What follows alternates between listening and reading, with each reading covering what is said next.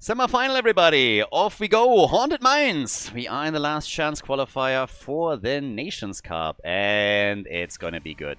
So, at this point, we got Team Sweden, the second seed from Sweden, going up against Team Russia. We are in the last chance qualifier, so just a quick reminder how we got here. We are currently rocking the Nations Cup, $10,000 of prize money on the line, and we started the tournament with 28 teams from 17 different countries that were put then into 7 different groups with 4 teams each. First place advanced to the second phase of the tournament, so we have 7 teams that already qualified for phase 2, but we are still determining an 8th and last team to make it there, and this is where the last chance qualifier kicks in. All the second places from these groups are now participating in a single elimination tournament bracket, and, well, we are in the semifinals, so Team Russia is now playing against Team Sweden.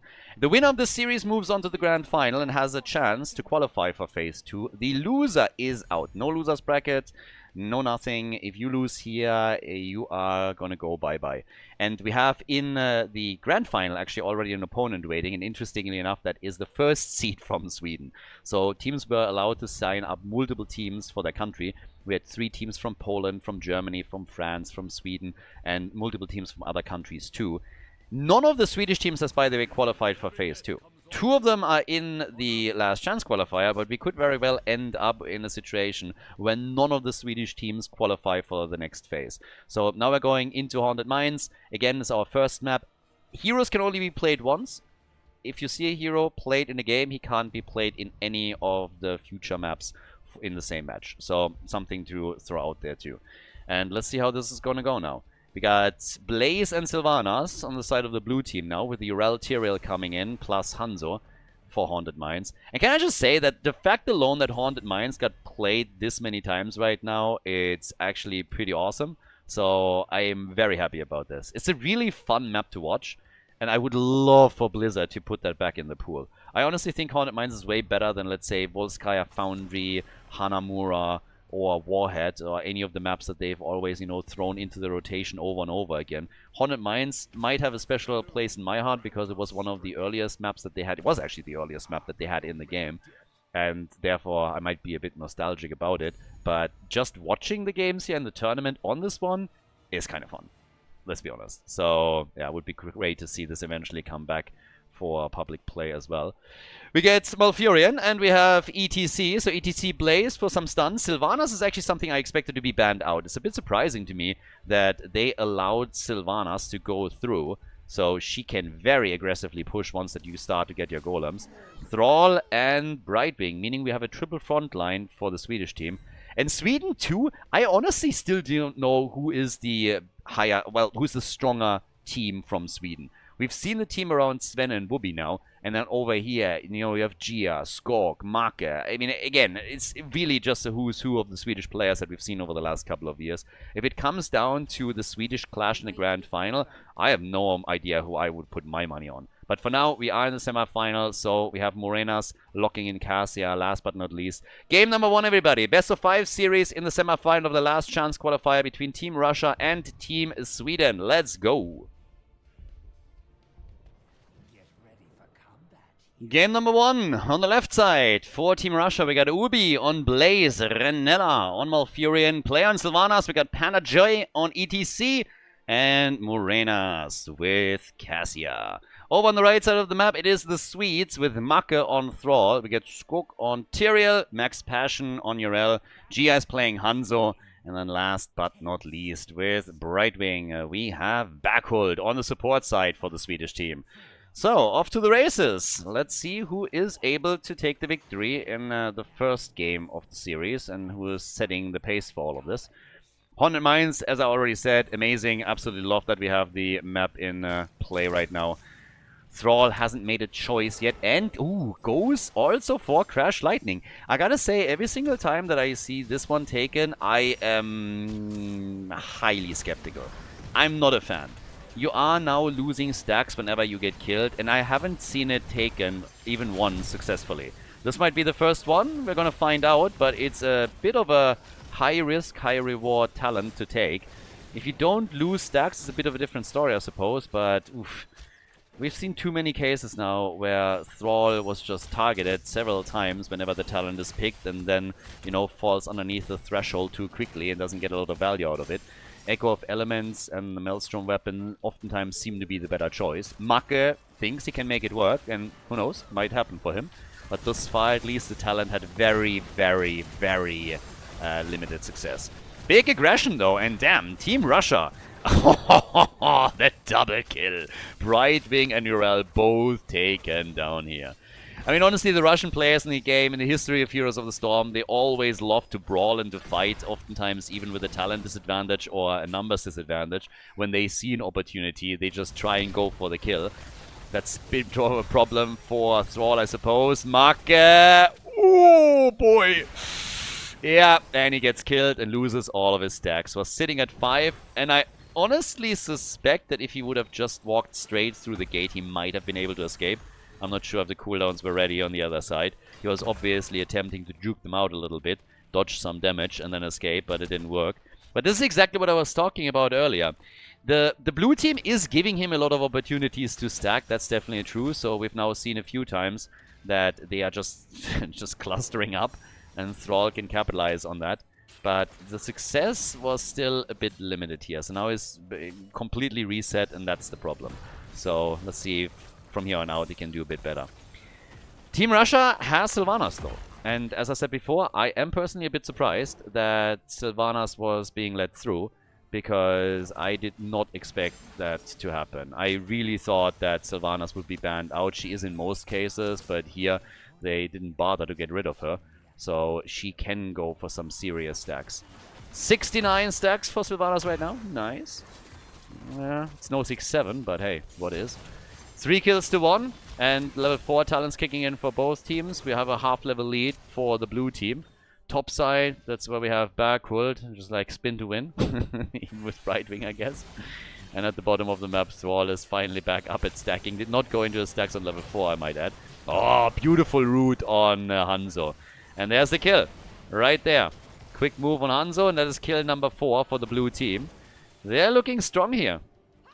First fight, not quite theirs, but now they're early on in the mines, and they can start to take the lead on this.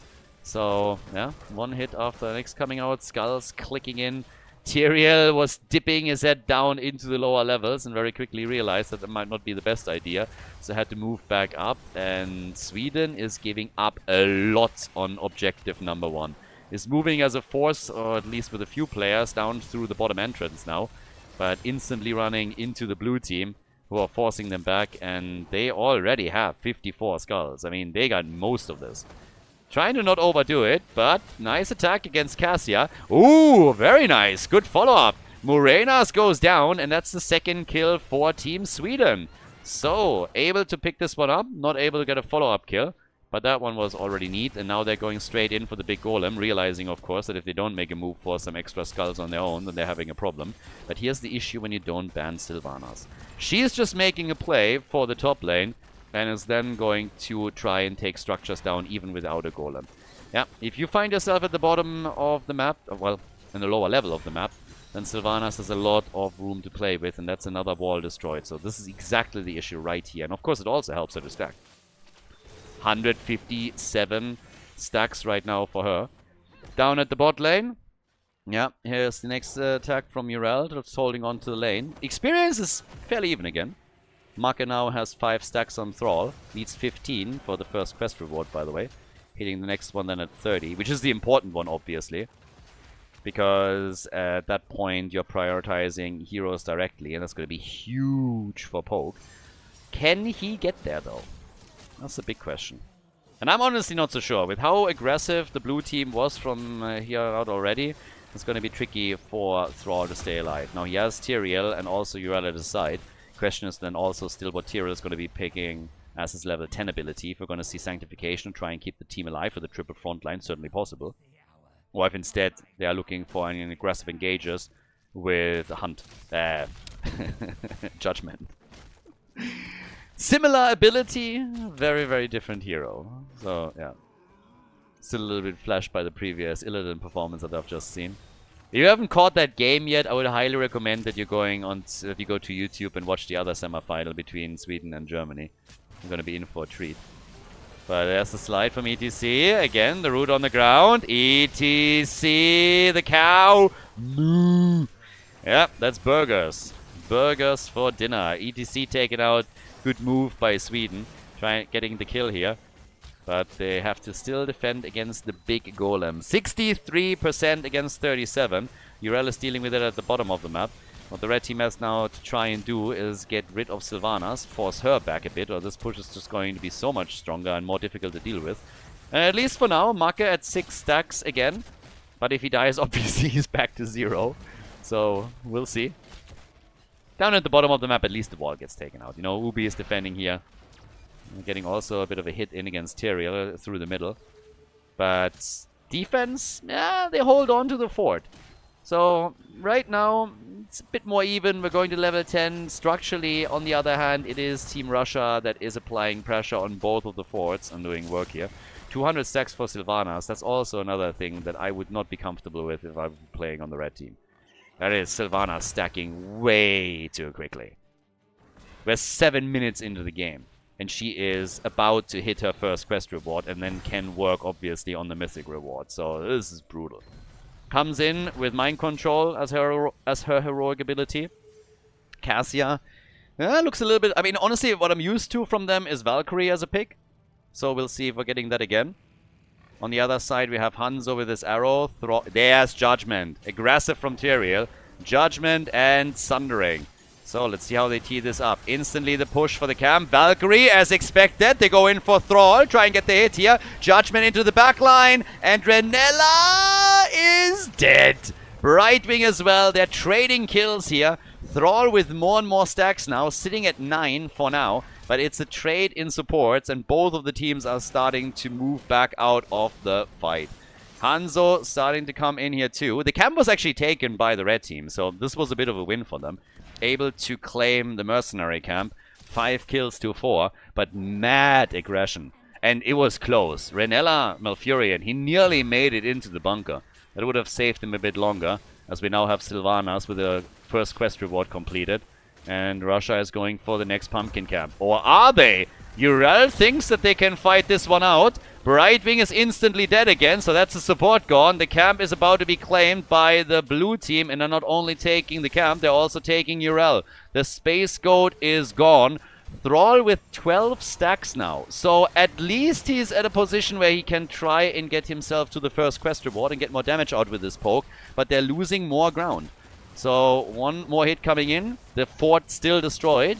But Thrall is at least on 13 stacks. It's dangerous for him. I mean, it seriously is. Whenever Maka is popping his head out, you can expect a potential Valkyrie to come through. Maybe the ult from Sylvanas. They really want him. They know that they have to take him down. If he successfully completes the entire quest and keeps poking them, potentially also with a follow-up on his level 16 talent, that's going to be massive. Oh, talking about massive! The arrow from hell! Even using Judgment. Better safe than sorry play by Skok.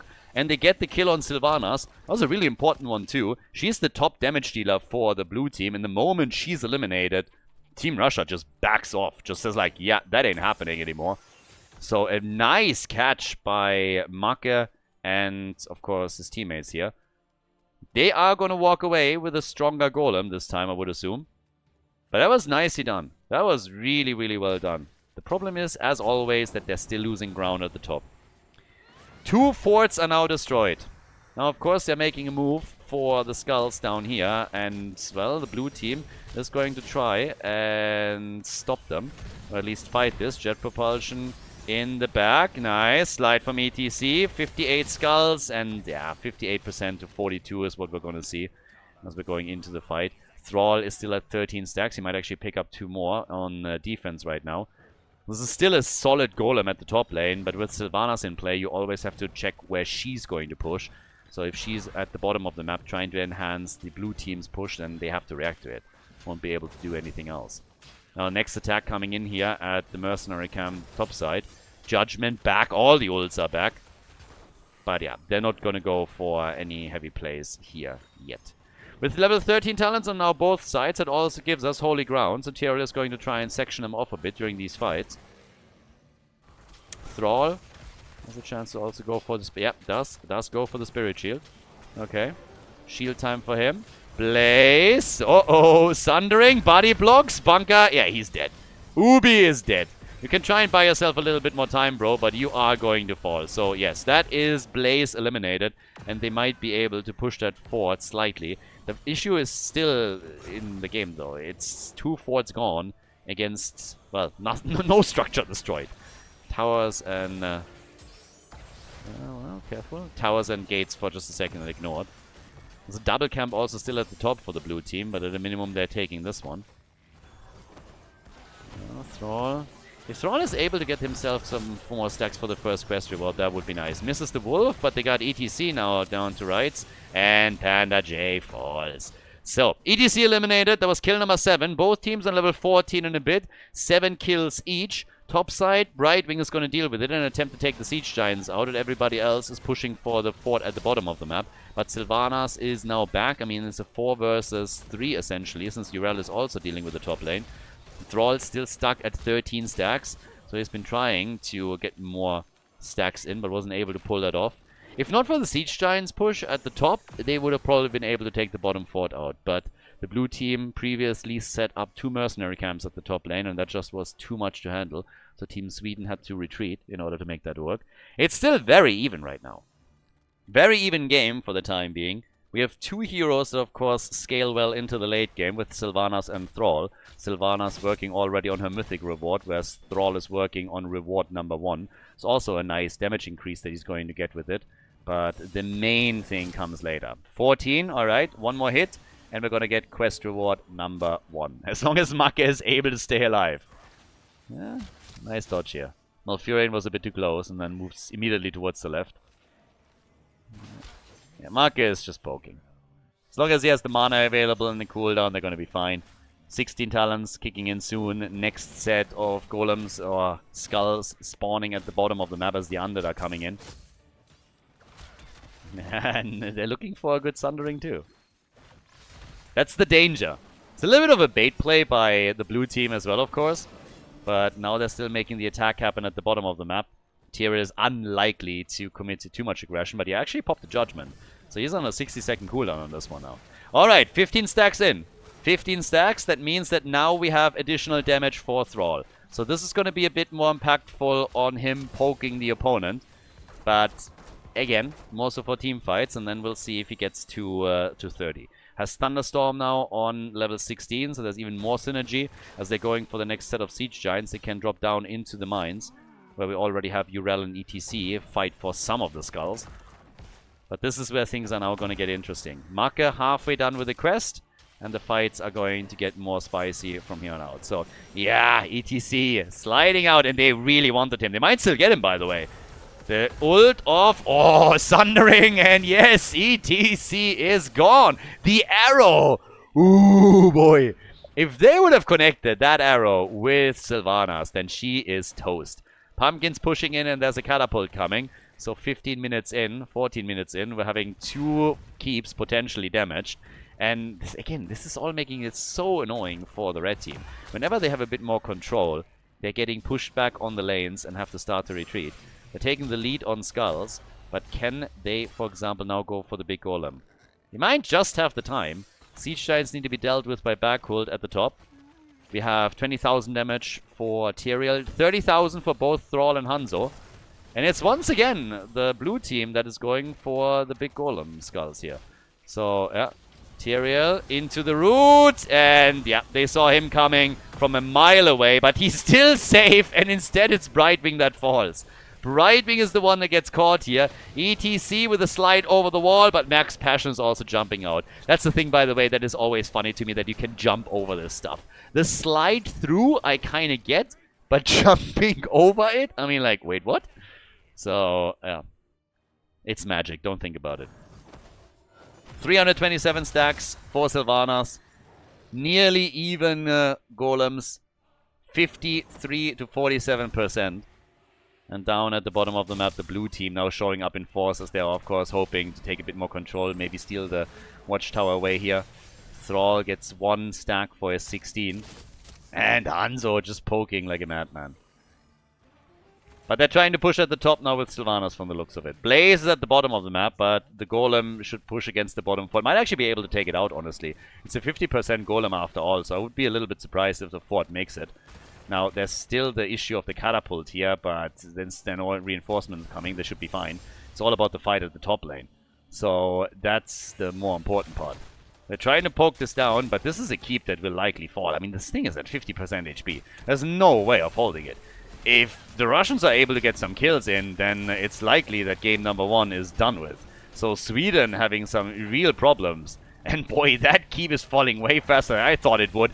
There comes the Valkyrie. Sundering instantly being used. They're trying to go for the backline and drop Renella, but they can't. And Marke makes it out. 18 stacks. He barely survives, but he makes it. They're trying to go for the fight first, not dealing with the Golem. They take Sylvanas out. That was an important first step, but the shield is falling, and they come in with brutal attacks as Cassia falls too. More stacks for Thrall, by the way. The core losing its shield, but they won at least the third kill, and they get it on Blaze. Triple kill against the Ruskies. There we go. Blaze is gone. The core is losing hit points down to 77%.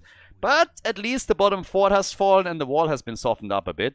Question, of course, remains now, what is Sweden going to do with it? Because they have lost a lot of structures. Maybe they can take out the top fort? Do they got enough time for that? That's the question. Whereas then with 19 stacks for Thrall, not really great, but if he dies, he at least would have the first reward back quickly. Nice slide. There's the wolf. All right. And if they can get that kill, that would be amazing. And they actually pull it off. ETC is gone. Just as the rest of the team is coming back, they tore up ETC. And oh my god, no way. Renella gets crushed as Sweden shows no mercy. They have no minion wave with this, on the other hand. They got no minion wave here. Yeah, play against Brightwing. Taking that keep is not going to be as easy as it looks, even with the 2 kills that they just got. There's no minions, and thanks to the camp that was taken, there are none coming either. So they can't simply move in and take down the keep or anything of the sorts. With the minion wave, no problem. But like this, it's not happening. Judgment upgraded into the Angel of Justice. And, well, there's the camp. So they have to push these lanes back. Yeah, it's amazing lane clear that we have from the blue team, and they've taken full advantage of this earlier. It's an early level 20, of course, for Sweden, so they got an edge. But defense is not that easy. If you have lanes pressuring against you the entire time the way that this happened, then, yeah, it's tricky. So Thrall at the top lane, a little bit more poke. The mines soon opening up again. Well, the undead spawning. So they can do that, and they will have to. For the blue team, it's of course a question how they're now going to deal with it, since they don't have storm talents yet, but they will have them soon. And there's also catapults. Let's not forget we're 19 minutes in, so Winions are real. But for now, at least, not an immediate problem. Could become an issue, though. So right now, it's all about the underground again, I guess. I always love that they also show him down here. I really like that. So that he can actually look down there. But who's going to enter the mines first? Brightwing is still at the top. Judgment! Sundering. Oh, the arrow into the backline, though. Hits Malfurion. That and exposes Panda J.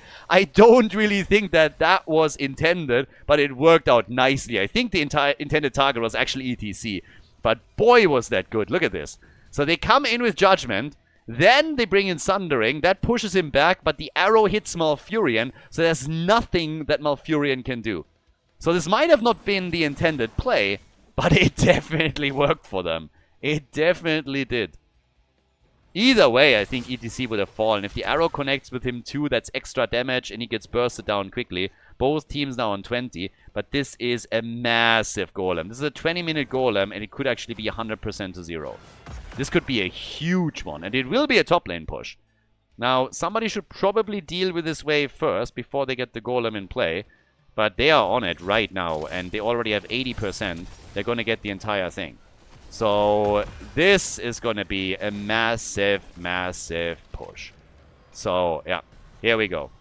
Here comes the play, and Sweden knows that they have to make moves now. They know they got to make moves on this.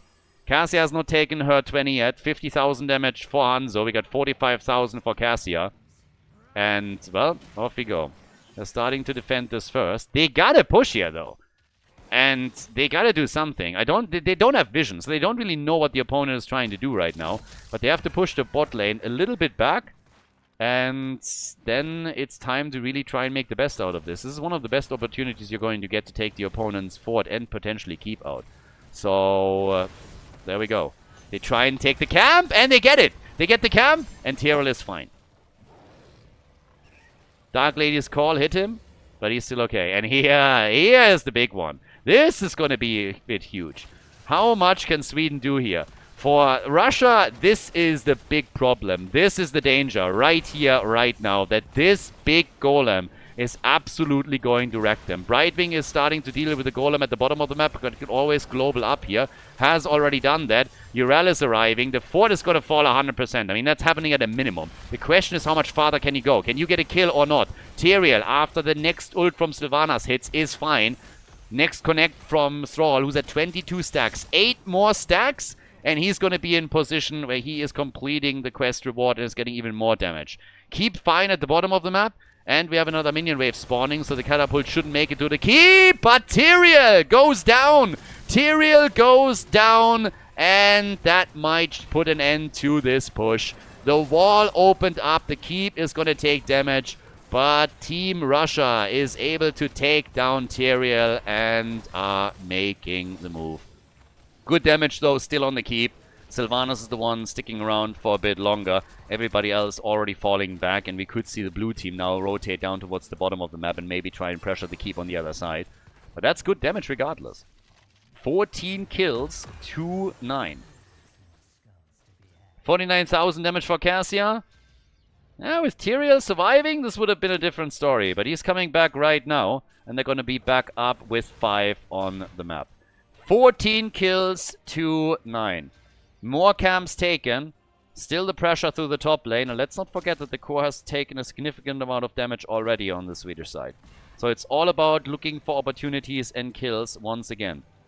Sylvanas is now done with her mythic reward. So a massive amount of sustain for her now. They need to attempt and work with the stuns that they have in order to drop her. We got Judgment. We got Bullseye. We got the arrow from Hanzo. We have lots of CC. The team has a lot. Talking Sweden here. Judgment! Yeah, well, talking about it. They're trying to line it up here. Sundering gets used to. Perfect play. Perfect play. What a fantastic sync that we're getting from Sweden to work that kill in. Cassia is gone. E.T. See ya. He's eliminated too. What a move. That's exactly what they needed. Arrow connecting with Renella, and Malfurion gets also killed. 3 kills. Then again, at the top, Siege Giants and Catapults. Uh-oh, it's a backdoor, baby. They're trying to win it here. They are trying to win it right now. Alrighty, off we go. We have the immediate attack against the core. 9 kills to 17. Mind control! Urel is dead. Couldn't do anything. And they're forcing them back. Thrall, he might actually still try to go for the key, but look how well they're doing this. There might be a counter kill now against Blaze, but they just bought themselves time, and the core lost hit points. It's down to 45%. The Siege Giants have done so much here. They lost another 30% on the core, and that's insane. Blaze gets eliminated, so they get a counter kill, but it's just crazy. Despite all of the kills that we're getting for Sweden, they're just not able to translate it into anything. They're getting nothing out of it. They just killed 3 heroes, and they couldn't do anything whatsoever. They followed it up with a kill on Blaze, and it's still the blue team that gets the first skulls in the lower level of Haunted Mines. It's crazy. Judgment again. Russia is falling apart a little bit here, granted, but Sweden needs to find a way to capitalize on this. That's the problem right now.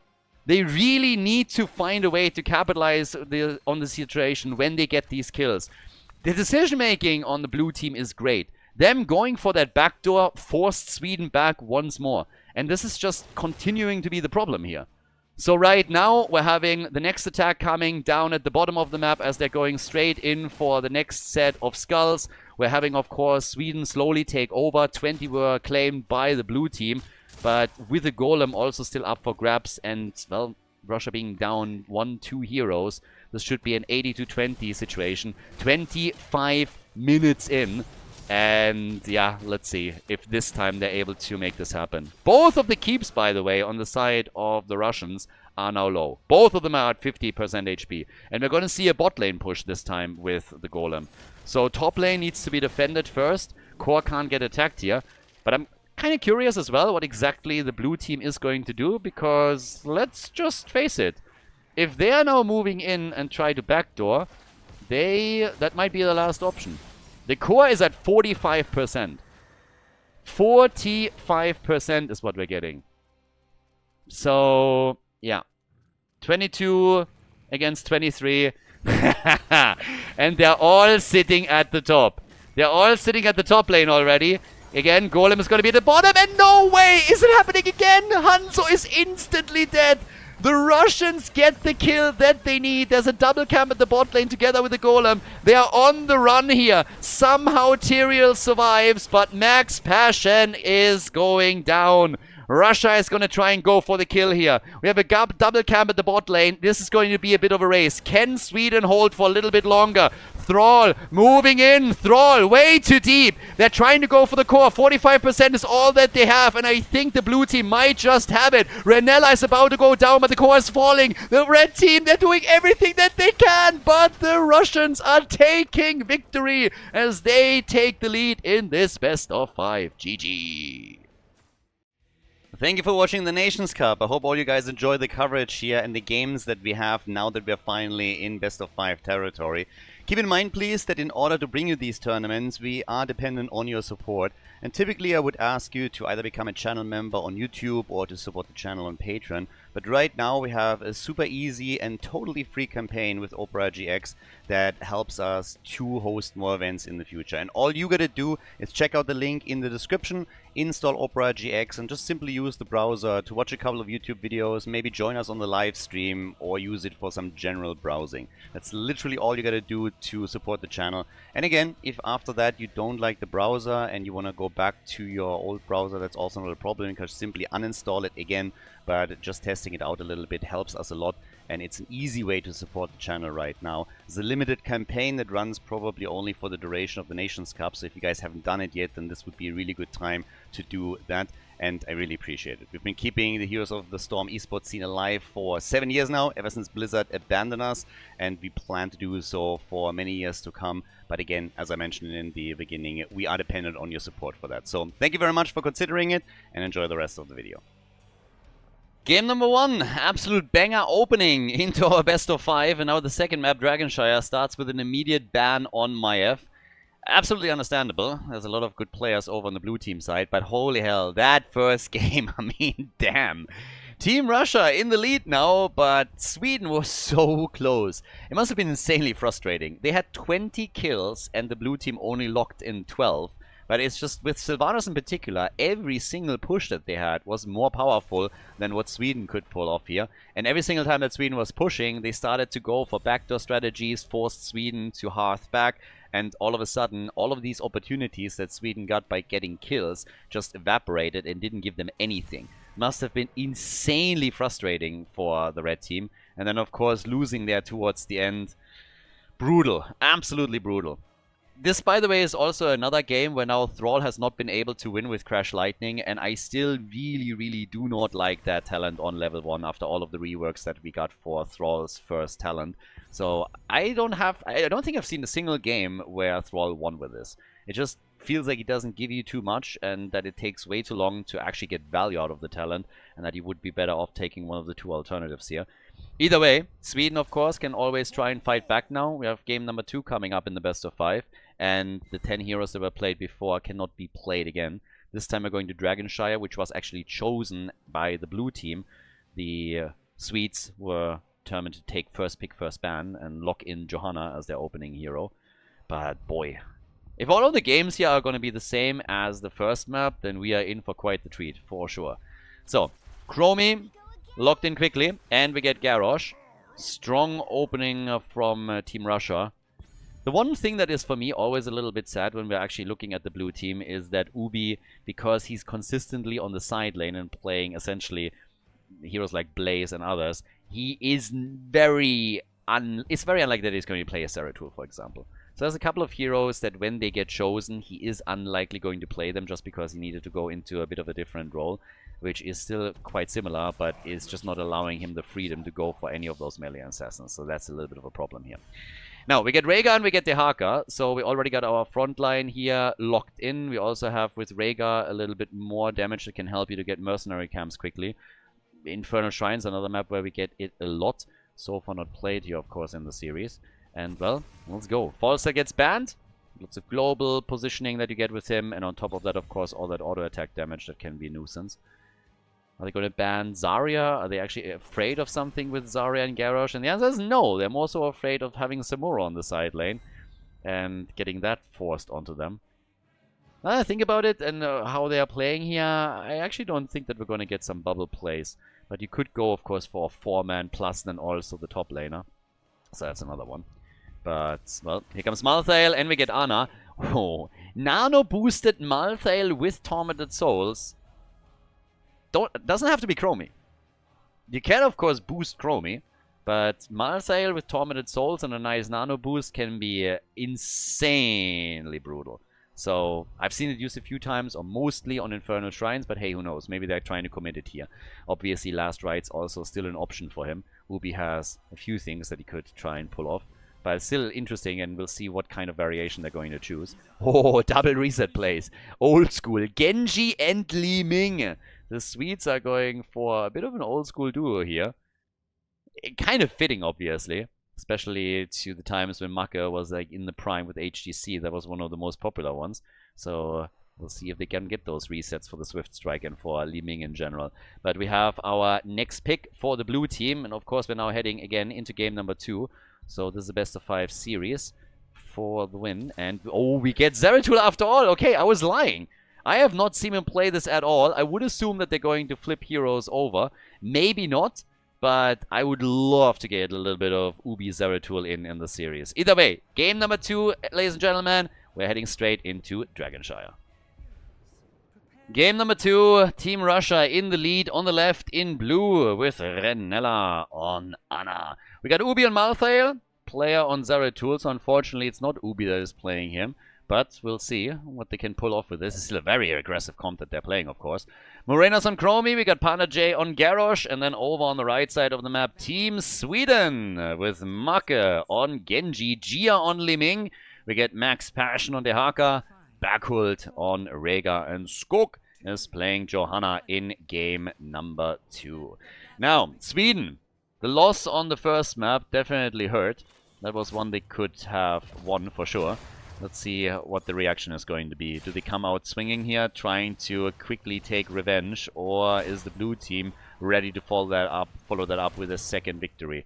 That's the question right now. Already Might of the Nerazim build with Shadowhunter on Zeratul's side on level 1. And yeah, we'll see who is going to pull ahead here. I'm hyped. I'm honestly excited for this. This was an awesome series so far. We've only seen a single map, but again, it was mega cool. And the previous semi-final was also a blast, so I'm really, really happy about the games that we've seen here in the last chance qualifier. The group stage was fun, don't get me wrong, but it's a little bit different when you have all of a sudden best of 5 matches kicking in, you know, and it's starting to slowly crystallize that the top level teams are going up against each other. Group stage had us with a lot of fun games, especially as teams were fighting for the number 2 spot in those groups. But here is really where we're going to crystallize some of the best teams out. And of course, once that we're getting into phase 2 of the tournament and have the top 8 play, this is going to be pretty brutal as well. And should be quite nice. Quick reminder, guys, if you're currently watching this on YouTube, you can also become a YouTube member now. That was actually something that was available in the past, and then there were some YouTube changes, and they actually deactivated. I never realized. Has been active for a little bit now. And currently members get the videos on a daily basis a little bit earlier, usually like 10 to 6 hours earlier than everyone else. There's also going to be some more small exclusive content only for members that we're going to throw out there. But generally it's of course more if you want to support the channel. If you are a YouTube viewer, if you're not so much on Twitch, then this is an easy way to do it. There's usually a join button underneath the video player, so if you want to support the channel and you want to get the videos a little bit earlier, if that fits better with your schedule, or you want to have some exclusive content there, then this is the way to go about it. And of course, as usual, if you're watching on YouTube, hit that like button and sub to the channel. Helps with the algorithm a lot. Little pressure play at the bottom of the map now. Red team present with basically, well, nearly the entire team, up to the point where they started to rotate towards the top again. Genji, with all the mobility that it brings in, is usually the one that will make visits to the top lane and try and apply pressure to the opponent's solo lane a bit. The whole idea being that your own solo lane has an easier time dealing with the lane with the 1v1 because you already forced your opponent to, let's say, tap the fountain. Panda J... a lot of poking against him, but Gia also took damage. They gotta be very careful with Chromie. If she softens the team up and then Zeratul comes in, that's a disaster. And that's a Dragonite. Max Passion, sneaky! Look at those sweets! Oh yeah. They know how to set these things up. There's only 3 pieces involved. If you have a lifelong experience with IKEA furniture, then 3 pieces are just absolutely not a problem for you. So they're like, wait, what? I only need 2 shrines and I can channel? I mean, I can do it in my sleep with my eyes closed. Like, what are you talking about? So, I've been trained building Smørrebrød and other weird names. Halafat, whatever. I feel like you only have to string a couple of weird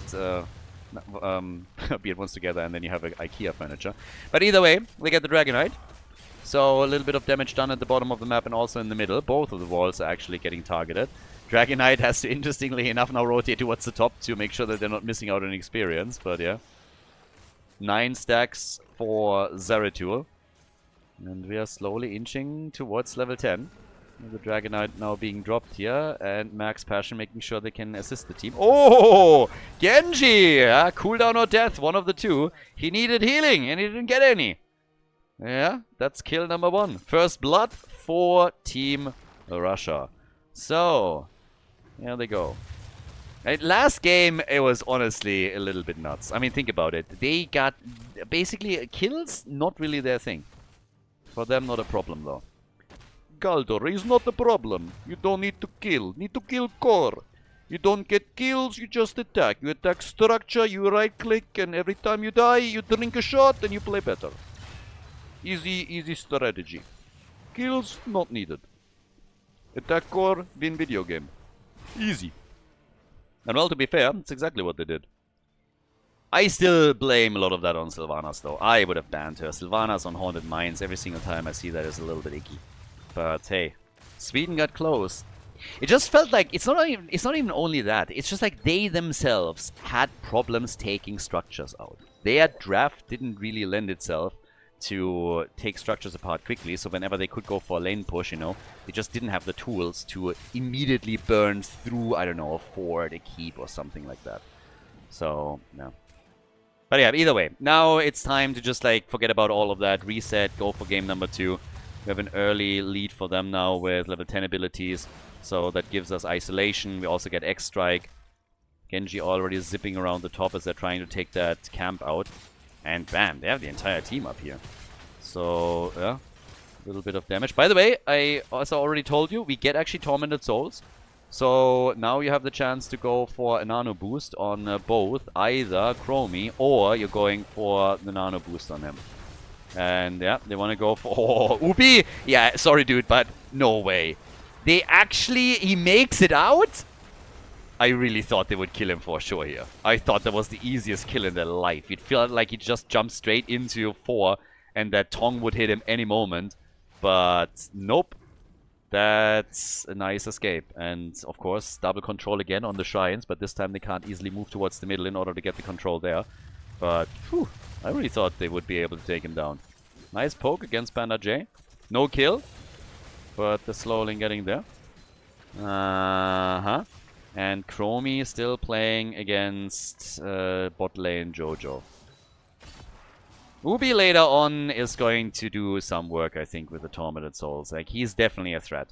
And this all together within Zeratul and Chromie. Honestly, if you look at that lineup, it's just disgusting.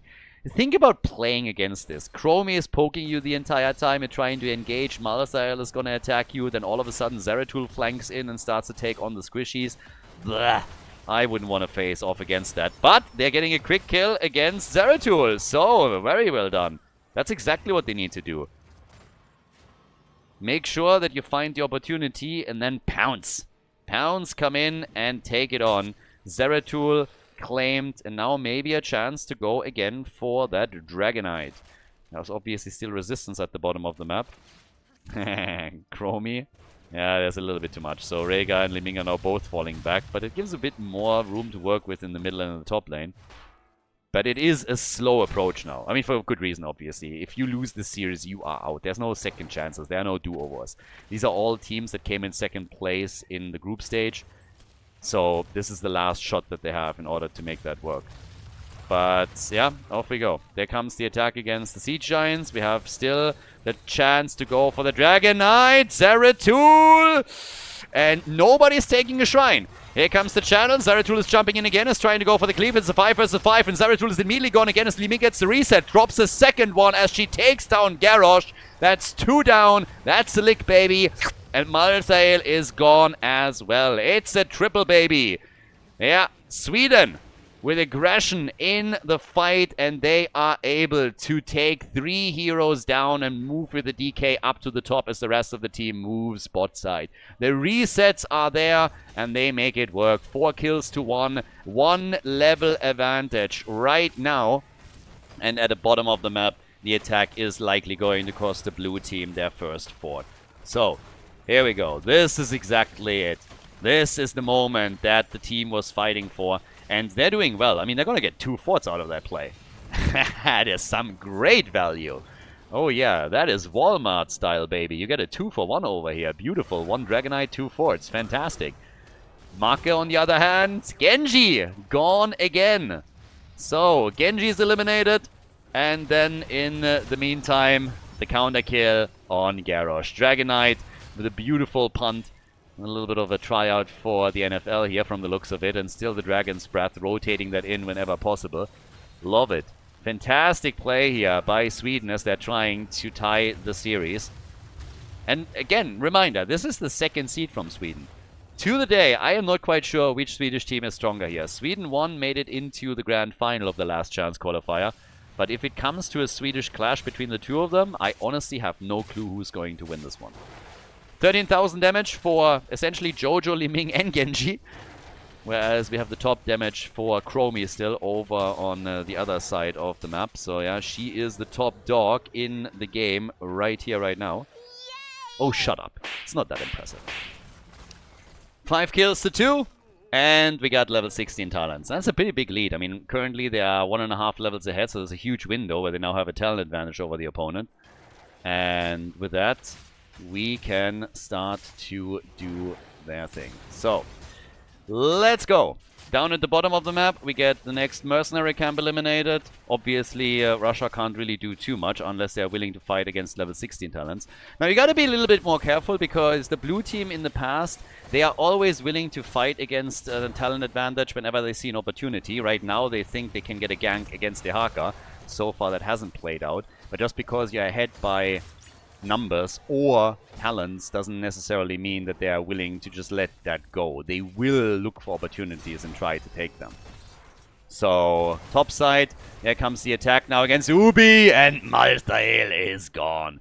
Sweden, a little bit angry right now after the loss in game number 1, so they want the tie, and it is looking good for now. There is another shrine activating in a couple of seconds, and then obviously the potential opportunity to go for another Dragonite. They already steal the Siege Giants away. The Blessed Shield missed, on the other hand. Could have followed that up with an additional kill. And now the move straight into the middle of the map. Alright, so let's see what they can actually do here. Right now we have top side Genji already taking control. Bot lane has been claimed, and now in the middle of the map, Skork with the Dragonite. So, 6 kills to 2. And of course the move into the mid lane. The last remaining fort could be destroyed here. We have Genji still pushing at the top a little bit, met by Malthael right now. So they're splitting their aggression on all 3 lanes at this point. And they will, I guess, prioritize the fort after all. But we're now 12 minutes into the game, so Dragonites are already a little bit stronger and way more powerful here. As now down, the Haka has cleared some minion waves and makes it easier for the Dragonite to engage, with the minion wave of the red team also pushing in and soaking up some tower shots. And they're slowly all starting to come down to the bottom of the map in order to deal with this. So the wall halfway opened up, both teams with level 16 talents, but there's still a 2-level gap between them, which also is going to indicate an early level 20 talent for Team Sweden. Quick hit him against Genji. Already jumping out here. Make got killed a couple of times already, so he's obviously the one that has to play at the front line too. He's consistently poking and trying to create opportunities for the team. But whenever we have the blue team trying to focus on him, it can get dicey, with Zeratul in particular. And Zeratul is looking for more chances as well. Master Warblade, here comes the fight. Li Ming looking for resets. Garrosh already gone. Reset number 1 is in. The heal on Jojo comes in too late. Didn't do anything for them here as Maka retreats. It's a kill versus a kill at the front line as both of the teams take down the tank. And now with 3 kills to 7, we still maintain a big advantage for Team Sweden, but they're not on level 20 yet. The lick against Morenas is missing, looking for the body blocks. Wave of force, timeout for Chromie. She's not gonna make it. She's not gonna make it. Chromie is gone. Li Ming taking aim, and Gia has been beasting it this game. Absolutely beasting it. Big plays from Gia, and that's another kill for them right there. Job well done. Gia able to get the kill in against Chromie, and that one was pretty important. So right now they have again a bit of a lead. They lost Jojo, she's coming back, but another 20 seconds where we're not going to have any issues for Team Sweden, with Chromie as the top damage dealer for the Russians now gone. And level 20, again, it's kicking in right now. Level 20 is kicking in, so we have the Storm talents, we get Repulsion. Great playmaker abilities already with a level 10 for Gia, and now we're going to get even more. Living Weapon is in for some cooldown reduction. The red team is looking for the next Dragonite. The Shrine's activating, and everybody is now starting to move on to the lanes again, straight for the Shrines. Russia unlikely to try and fight. They might attempt to play around them a little bit, but the level 20 talents are too big of an advantage. Storm talents are here, and, well, even the camp is stolen away, but of course the Dragonite has been claimed. So now, oh, nice timeout by Chromie, dodging the volley, but it still hits Garrosh. He drops a bit low, but as long as Morenas is still alive, yeah, they're going to be fine. This push at the bottom of the map is brutal, though. Check this out. Double Siege Giant camp and the Dragonite. The blue team can kiss that keep goodbye. The question is, how much further can Sweden push this? That's the only question here. 30,000 damage for Genji, 32,000 for Malthael. All the ults still up. Tormented Souls used. Tormented Souls and the Nano Boost. Sweden trying to survive their heals. Zeratul is dead, but so is Rhaegar. And Jojo is about to fall too. Ubi wants the kill and gets it. Johanna gets eliminated. Make is still looking for counter kills. The Dragonite is right there. Make gets killed, and they just can't get anyone else. Dehaka now deciding that he's trying to make it towards the core. The Siege Giant's already working it a little bit, but I guess Dehaka wants to live and is trying to escape here. Not sure if she's going to be able to make it, though. Nice attempt at an escape here for Max Passion. Chromie moved forward. Oh, Gia! What the hell? What a fucking god! What a play! Get slapped! Insane! Look at this. Chromie is here, and then she's just not. Oh my god. Insane kill by Gia. Sees an opportunity and instantly blows her up. What a move. I mean, you could argue that Garrosh just killed Chromie. Just saying.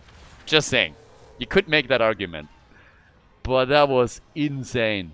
They were trying to get her towards the front to slow down Dehaka and get a kill. And Gia just said, like, yeah, not on my watch. Nope. Goes in, gets the kill. 20 versus 20 now. Which upgrades, by the way, Reaper of Souls. So Tormented Souls into Reaper of Souls now. But can they bring this back? Sweden hasn't lost a single fort yet. Sweden has not lost a single fort yet in this game. So that's the thing. No fort destroyed. They took all the forts out and a keep. Question is, of course, still, can they go further than that? Because, again, you lose a team fight and Team Russia, they could very well all of a sudden, you know, turn this. If we are talking late game Dragonite, that goes through structures like hot butter through cheese. And, yeah, if you lose a team fight right now as the Swedish team and your opponent takes the objective, this might become a problem. But at least for now, it is the Swedish team that is making the moves. They are setting the agenda here. Marke moving. Again, he got caught a couple of times, but he also has top damage for the team and created tons of kill opportunities for them. And they're hoping, of course, to now push either the middle or the top lane a bit more. Dehaka is already going for the first shrine. Blue team is taking care of the one at the bottom of the map. Chromie still high up on the damage for the team, but Marcel, for example, is doubling what she has. 48,000 right now for him. Top damage in the game with absolute ease. And even with Rhaegar's heal, I mean, in the last team fight, for example, Rhaegar got the heal out. And he has upgraded to 20. So they still weren't able to make that work. It's enormous damage from Marcel. A disengage would be great. If they can somehow shut him down and maybe just use Gia and the Wave of Force to push him back and then disengage and then face them when he has his ult on cooldown or when at least Anna can boost him, that would be amazing for them. So yeah, Farsia's Blessing and then on top of that Repulsion. By now, camps are slowly getting claimed, so they want to apply more pressure at the top, where we already see catapults moving in. So this is another problem for the blue team that they got to deal with. They have either Zeratul or Malthel they can send over here. But yeah, it's definitely going to hurt them a little bit. So, okay, these guys barely missing each other. But now the play for full control of the shrines. Jojo with Condemn takes it quickly. Blue team has to now rotate towards the top, which of course they know fully well. So Zeratul is going to take this one. And Genji is taking over at the bottom of the map. Not really a big problem here. Just control for a few seconds. Nothing to really work with. It's getting tense here. We're 19 minutes in. Red team has the advantage, thanks to the catapults, of course, too. So lots and lots of vision for them. Whereas the blue team is missing out on a lot of this. They're having catapults that they need to deal with the entire time, and that's definitely an issue. I mean, you can see it right here. Their vision is very, very limited. You, of course, see them pop up every now and then, but it's still a bit of a tricky position for them to be in. There's a double catapult coming through the bottom of the map. This needs to be dealt with as well. Oh, and the tactical pause from the Swedes. Yeah, Sweden. Tactical pause, going for the discussion. I mean, I seriously hope that nobody dropped. Imagine them losing one of their players now. It's most likely a cat just walking over a keyboard or something. Maybe we have, yeah, I don't know. Hopefully no tech problems. That's the only thing that I want. Maybe the pizza delivery man is currently just knocking at the door and saying that he has the food ready. Oh, sorry, the meatballs. We're talking about Sweden after all. But whatever it is, I hope they solve it quickly, because if not, that would be a disaster. This is not the moment to lose a player. Let's just put it like that. So apparently the problem was Gia's headset. Took actually a little bit longer than expected. I'm not quite sure what exactly was going on here. It might have been an IKEA headset that you have to put together first. But either way, it's been resolved now. And obviously quite beneficial to have Gia in comms, in voice. Because if not, then that would be a bit of a disaster, considering how well he's been playing for the team and how much damage he's been doing so far the entire time. Either way though, 10 kills to 6. Nice poke, by the way, on all of those bushes right now. They are always approaching, checking if anybody is there. Imagine face-checking a bush at this moment in the game and then instantly getting killed and losing the game because of it. That's definitely not where you want to be. So down here, this might actually be... Oh, if they fight here... Ooh! Dehaka comes in. Zeratul isn't here. Zeratul is not here yet. Here comes the nano boost. Oh, Rhaegar instantly dead. Tormented Souls too strong. Anna gets eliminated. But just look at the damage output from Ubi. Incredible. He gets 2 kills. He takes down both Rhaegar and Johanna. But it's still at least a counter kill against Anna. And the important part is actually that with Anna gone, there's no sustain. So yes, now it's a 5 versus 4. Oh, sorry, a 4 versus 3. But we already have damage against the keep at the top, so that's good news for Sweden. The catapults are still doing work. They might lose the fort at the bottom of the map, but the good news is at least that we do not have Anna any longer. So they can't push too far. Russia can do some moves, and they did. Taking the fort out is important. But they cannot push this much further, because if they get slowly poked down, then Anna can't heal them up again. Could have been worse for Sweden is what I'm essentially trying to say. For Team Russia, it is a great step into the right direction. So they, of course, would love nothing more than a 2-0 lead against the Swedes. This is something that you would like to decide early. So we'll see if they can. Zeratul! Uh-oh! Zeratul might be in trouble here. He's definitely in trouble. Can they kill him, though? That's the question. And I think he gets out. But that was clutch. Well, he might not get out after all. Rega, and bye-bye. That's Zeratul. No way. No way. Blessed shield, and they finally get him. What a chase! And then they catch Garrosh as well, and it's a double kill. It actually worked for them. Insane. They're getting 2 kills. Zeratul with insane resilience, jumping away from them time and time again. And I honestly thought he was gone. I really thought, okay, he's gonna get out there. But then he gets finally caught by the Blessed Shield. It hits Garrosh too. And all of a sudden, they are getting 2 kills. This is the moment for Sweden. It has to be. 22 minutes in. Max Passion with the Dragonite. And the team setting up at the bottom of the map. No minion wave for them right now. There's still Siege Giants over here that will stop it a little bit and slow it down. But they clearly want to go for the core. It's 15 seconds for Zeratul. Can Russia defend? Can they defend here? Who knows? They might actually be able to. They're gonna have a lot of their heroes back. It's 20 seconds until Anna has her ult back. She could again boost Malthael. Nope, he pops his ult before. Malthael pops his ult, tries to go for Rhaegar, who hits his Ancestral. The core is falling. Sweden wants the victory. They want the tie. Li Ming is gone, but the Dragonite is too strong. Sweden takes Dragonshire and ties up the series against Russia as we head towards game number 3. GG.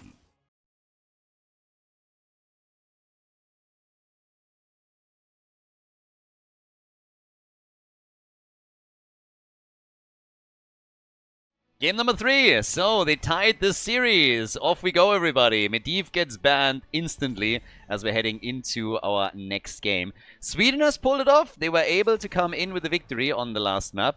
It was pretty heavily... I mean, it wasn't an easy one. Let's just say that. It was a pretty hard-fought victory on Dragonshire. And now that we're moving into our third map, we'll see who takes the lead here.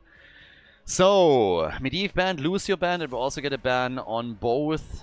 Good old Maiev. I think Maiev is going to be banned out every single game of the series. I would be absolutely shocked if Maiev is ever let through. The only way where I can see Maiev actually make it into the game is that Sweden has first pick and they want to pick Maiev themselves, and the Russians don't ban her. If there's first pick for the blue team, Maiev is going to get banned every single time. Falstad as a first pick, also super powerful though. So really nice start into the draft for the blue team. Again, best of 5 series, so now we'll see who takes the lead. We get Junkrat, we get Diablo. Pretty nice as well, but every time I see Falstad, I'm a little bit terrified. It's nice when you have Genji, Zeratul, anybody against him that can jump on him and try and take him down. Most of those options have been removed already though. Now, that doesn't make Falstad any tankier. He's still a squishy, so if you get a shot at him, you can drop him quickly. We could see a Tracer also, of course, taken. So if Tracer moves in against him, that would work too. Oh, and boy, oh boy. Okay, we're going for a Stitches draft. We have now Stitches Falstad, which means Gorge and Gust can be used in combo to isolate targets. One of the reasons why Medivh was banned. If Medivh gets played against this, yeah, you're going to be in for a hard time. Now, there is obviously the other factor where you can always say, yes, they could have picked Medivh for themselves and try to kidnap combo. You gorge a target, hook, gorge, and then a portal gets set up and you're trying to kidnap the hero and kill him in isolation. Anduin gets now banned out because they want to avoid that Stitches Gorge light bomb, and you can also get an additional pull outside to Falstad. And here comes the Tracer ban. So again, they think along the same lines right now. They're looking at the lineup, they're seeing Falstad and Tracer as first of all a hero that usually is able to escape whenever you go and try gorge her up or try and get her into the backline. And then second of all, she's a very nice one to target Falstad directly. So they're banning that out as an option immediately. Good thinking for the blue team. But how does Sweden play this now? Tyrande and D.Va. Alright, so Diablo Tyrande, a bit of an old school move here. If Tyrande gets hooked, she's dead. Tyrande gets hooked, she's toast. A lot of the others can still escape a little bit. D.Va can help. Diablo can help. Tyrande, backcool, there's a lot of pressure on him when it comes to positioning right now. He needs to be mega careful. But they have a Hunter's Mark. And they got Diablo plus Tyrande, which is quite nice when you're making an approach with Diablo and then Tyrande gets the follow-up stun. Vala for the second damage, and we get Auriel for the heals. Are they going to go Resurrect with this? Or is this really going to be just another Aegis? I guess we'll see. Game number 3, 20 heroes have been played and cannot be played again. So as we're moving from map to map, the hero pool gets a little bit limited. But our final pick for Jia, who was probably the man of the second map with his Li Ming performance. We're going to get him on Kerrigan. Alright, Diablo, Kerrigan, and D.Va at the front. And it's going to be another aggressive one from the looks of it. Ladies and gentlemen, let's go. Towers of Doom, map number 3. Team Russia on the left in blue. We got Morenas on Falstad. Shocking, I know. Frequent flyer on level 1. Who would have thought? Insane talent for the bird. And taking again here. We get Panda J on Stitches. Renella's playing Auriel. We get Ubi on Leoric. And then Player on Vala. Over on the right side of the map, Macke with Junkrat. We get Backwood on Tyrande, Max Passion on D.Va, Skok on Diablo, and Kerrigan gets played by Jia in game number 3. Off we go. So, with game number 3 now underway, let's see who is taking the lead here. I gotta say I love this series. We had so many cool series already in this tournament, and right now we are off to another fantastic one because so far the two teams have been at each other's throat just continuously. We now have again the chance for each of them to get a step closer to the grand final and take a lead in the series here. But the games were spicy. Game number 1, game number 2, all of them mega close, and I hope that we're going to get more of this. Clearly the blue team isn't really willing to fight anything here, so they are splitting Leoric towards the top, which is now also what D.Va is doing. And a little bit of a miscommunication or misplay here as they were trying to go for Stitches. But it was a nice thought as they are attempting a combo between Diablo and Kerrigan. So weren't quite able to make the move. But yeah, D.Va at the top, already taken out. Max Passion wants to get the pew pew pew in. Has now to be careful, but there's nobody that's rotating in or anything. Obviously, Kerrigan is going to work on her Ravage quest, so that's the next one to really pay attention to. The Mythic Reward here also super powerful, so Kerrigan can really do tons of damage if she is doing a great job rotating between lanes and going for minion kills here, and then gets the quest rewards in. So something to definitely keep an eye on as we're progressing through the game. Tyrande on level 1 with Moonlit Arrows. And Falstad, yeah, he's going to do very much the same thing, going to try and get those kills in and work the auto attacks. And this is really where Kerrigan will play a big role too. Kerrigan jumping in and trying to take him down a couple of times should really help them here. So we talked earlier about how you try to take Falstad down whenever you can, and that's what they're going to aim to do. Nice! Ubi, beautiful play. Obviously saw that Kerrigan combo coming from a mile away, but really well done by him. On the other hand, we have now a problem for Vala, and she's down. Vala is gone. Kerrigan wanted the kill with a combo, but Diablo said, no, not happening on my watch, and just slammed her into a wall head first. So Vala is gone, and that is the first quest reward removed. So 5% of that auto attack speed are now eliminated. Very nicely done by Sweden. That's 2 minutes into the game, and Vala already dying this early is annoying. Now, they're going for the next kill down here. They want Panda J, but not happening just yet. Auriel was around and helped them out.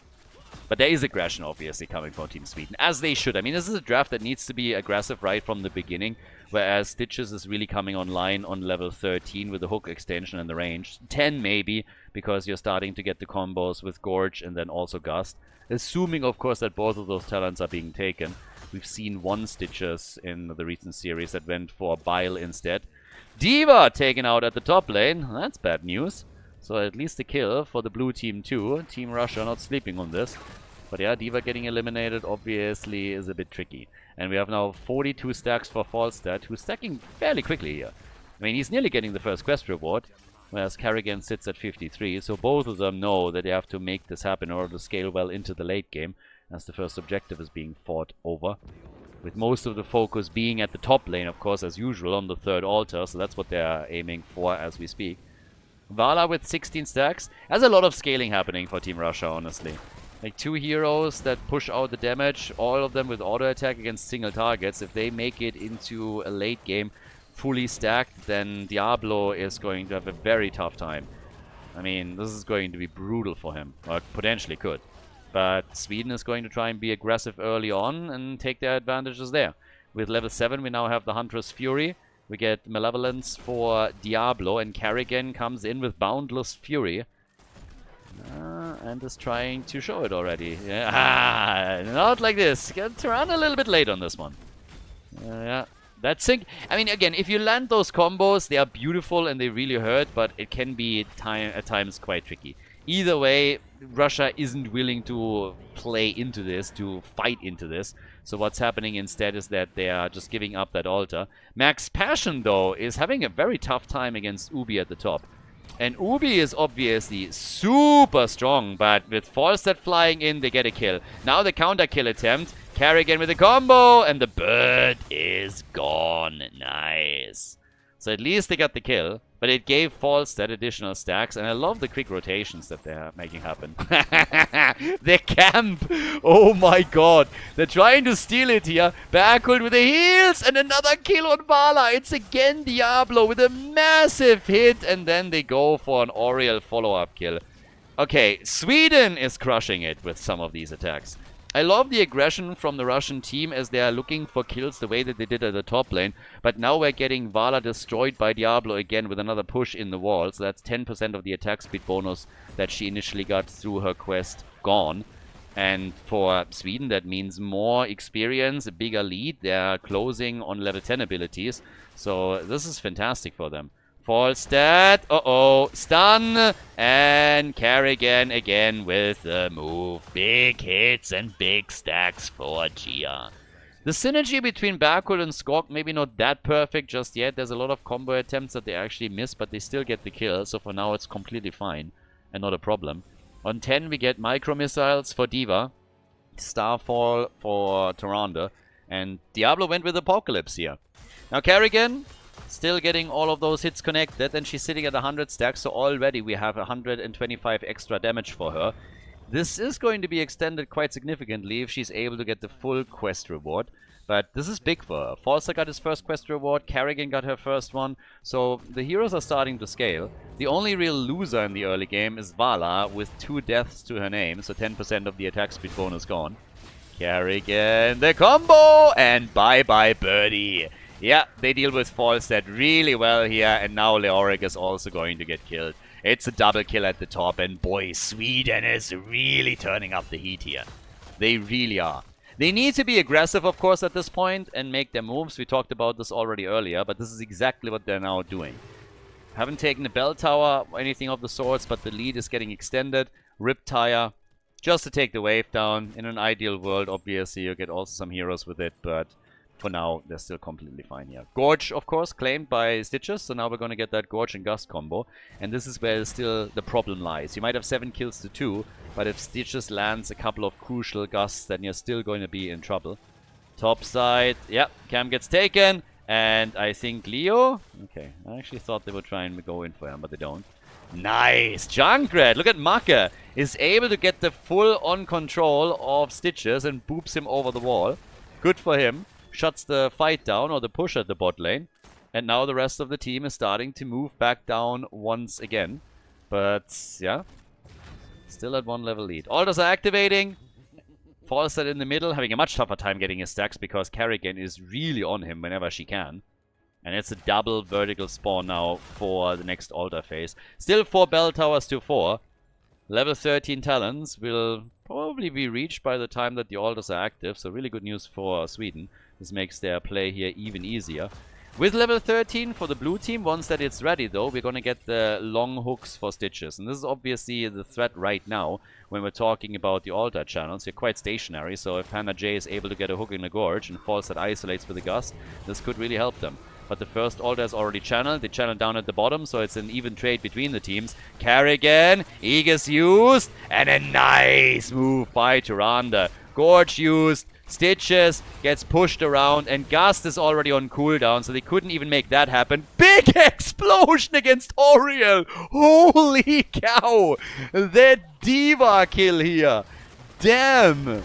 That was nasty. Falstad again, completely controlled, and a kill on Vala. Sweden is on fire right now. I mean, absolutely on fire.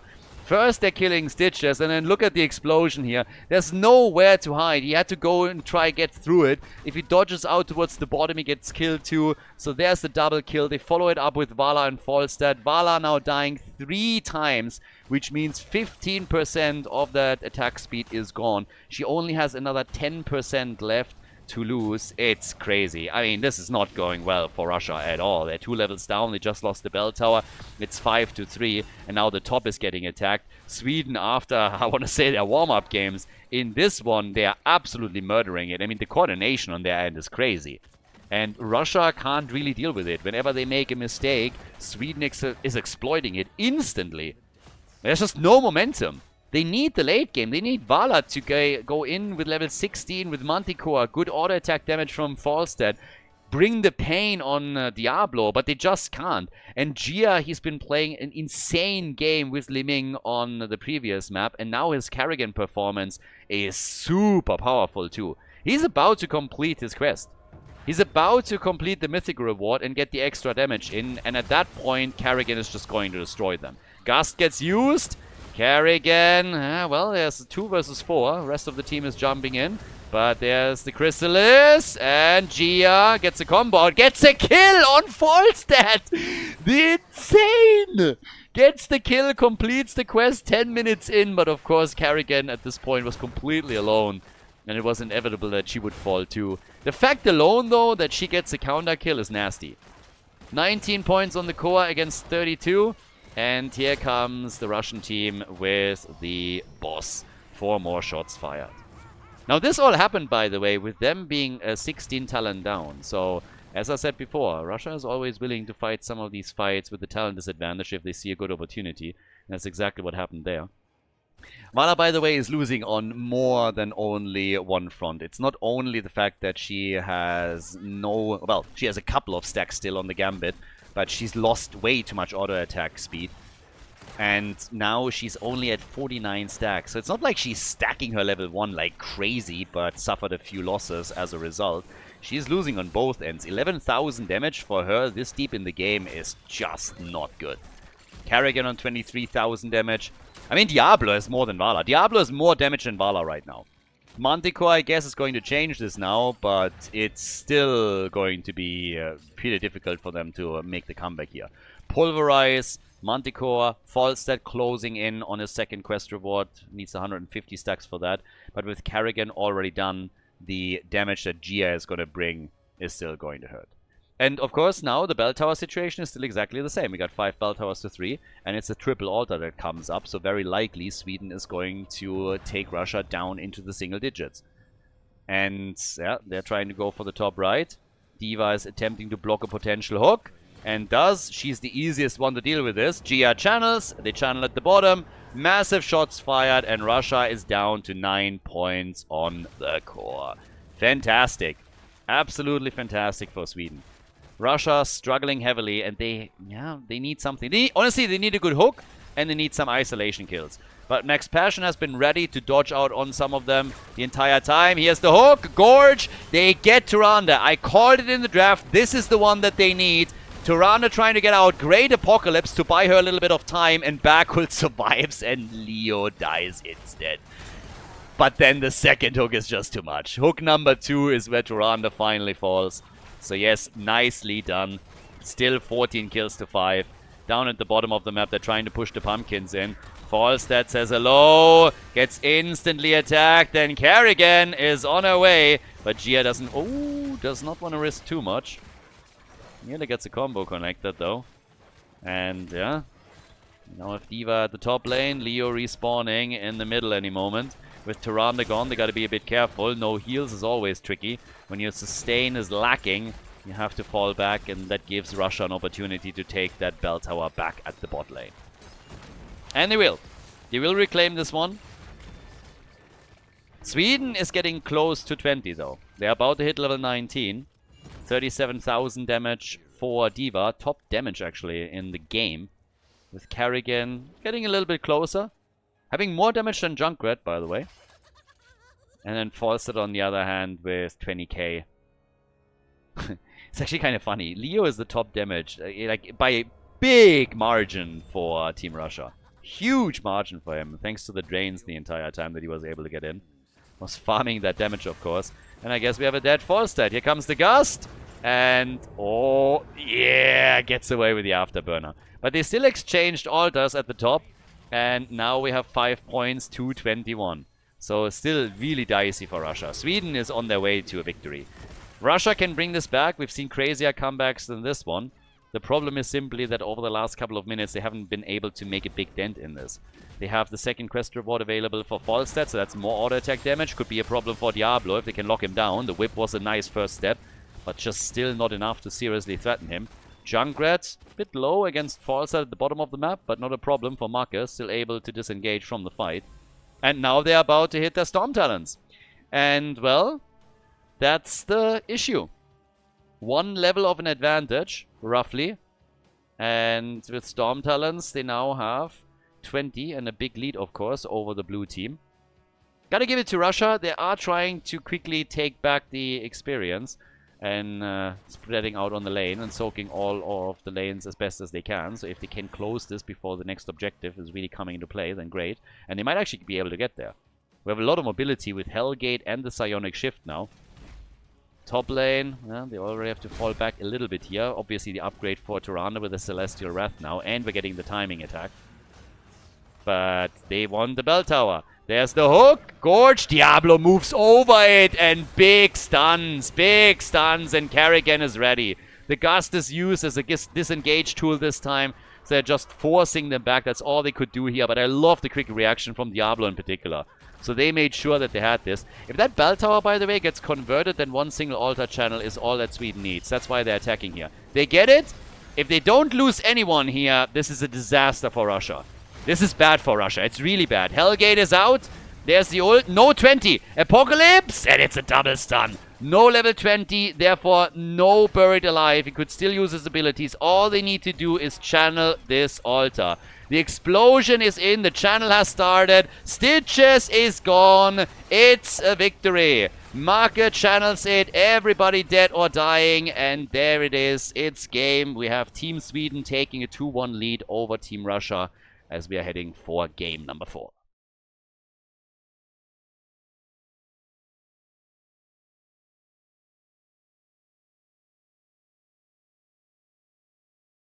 So, Infernal Shrines, our 4th map.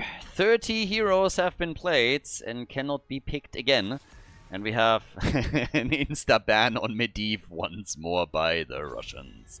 Well, Sweden is obviously in high spirits right now. They were able to win 2 games in a row, so they are in the lead currently. Probably still a little bit annoyed that they weren't able to get the victory on the first map. That would make them now one of the participants in the grand final. As is. They still have to take one, and for Team Russia, 2 wins in a row would allow them to advance. But this is match point for the red team. If they win here, then they go to the grand final of the last chance qualifier, and the Russians would be eliminated from the tournament. Deathwing as a first pick. Doesn't really come as a surprise that Maiev gets banned again. If you looked at the ban pattern of Team Sweden in the previous games, especially the ones where they did not have first pick, first ban, they essentially stuck it out with the same pattern. They ban Hogger, they ban Maiev, and they're faring fairly okay with it so far. But Deathwing as a first pick now. And interestingly enough, taken by their main tank player. Just saying. Chen and Greymane, very quickly locked in by the Swedish team. So, a beastly lineup that they're running here.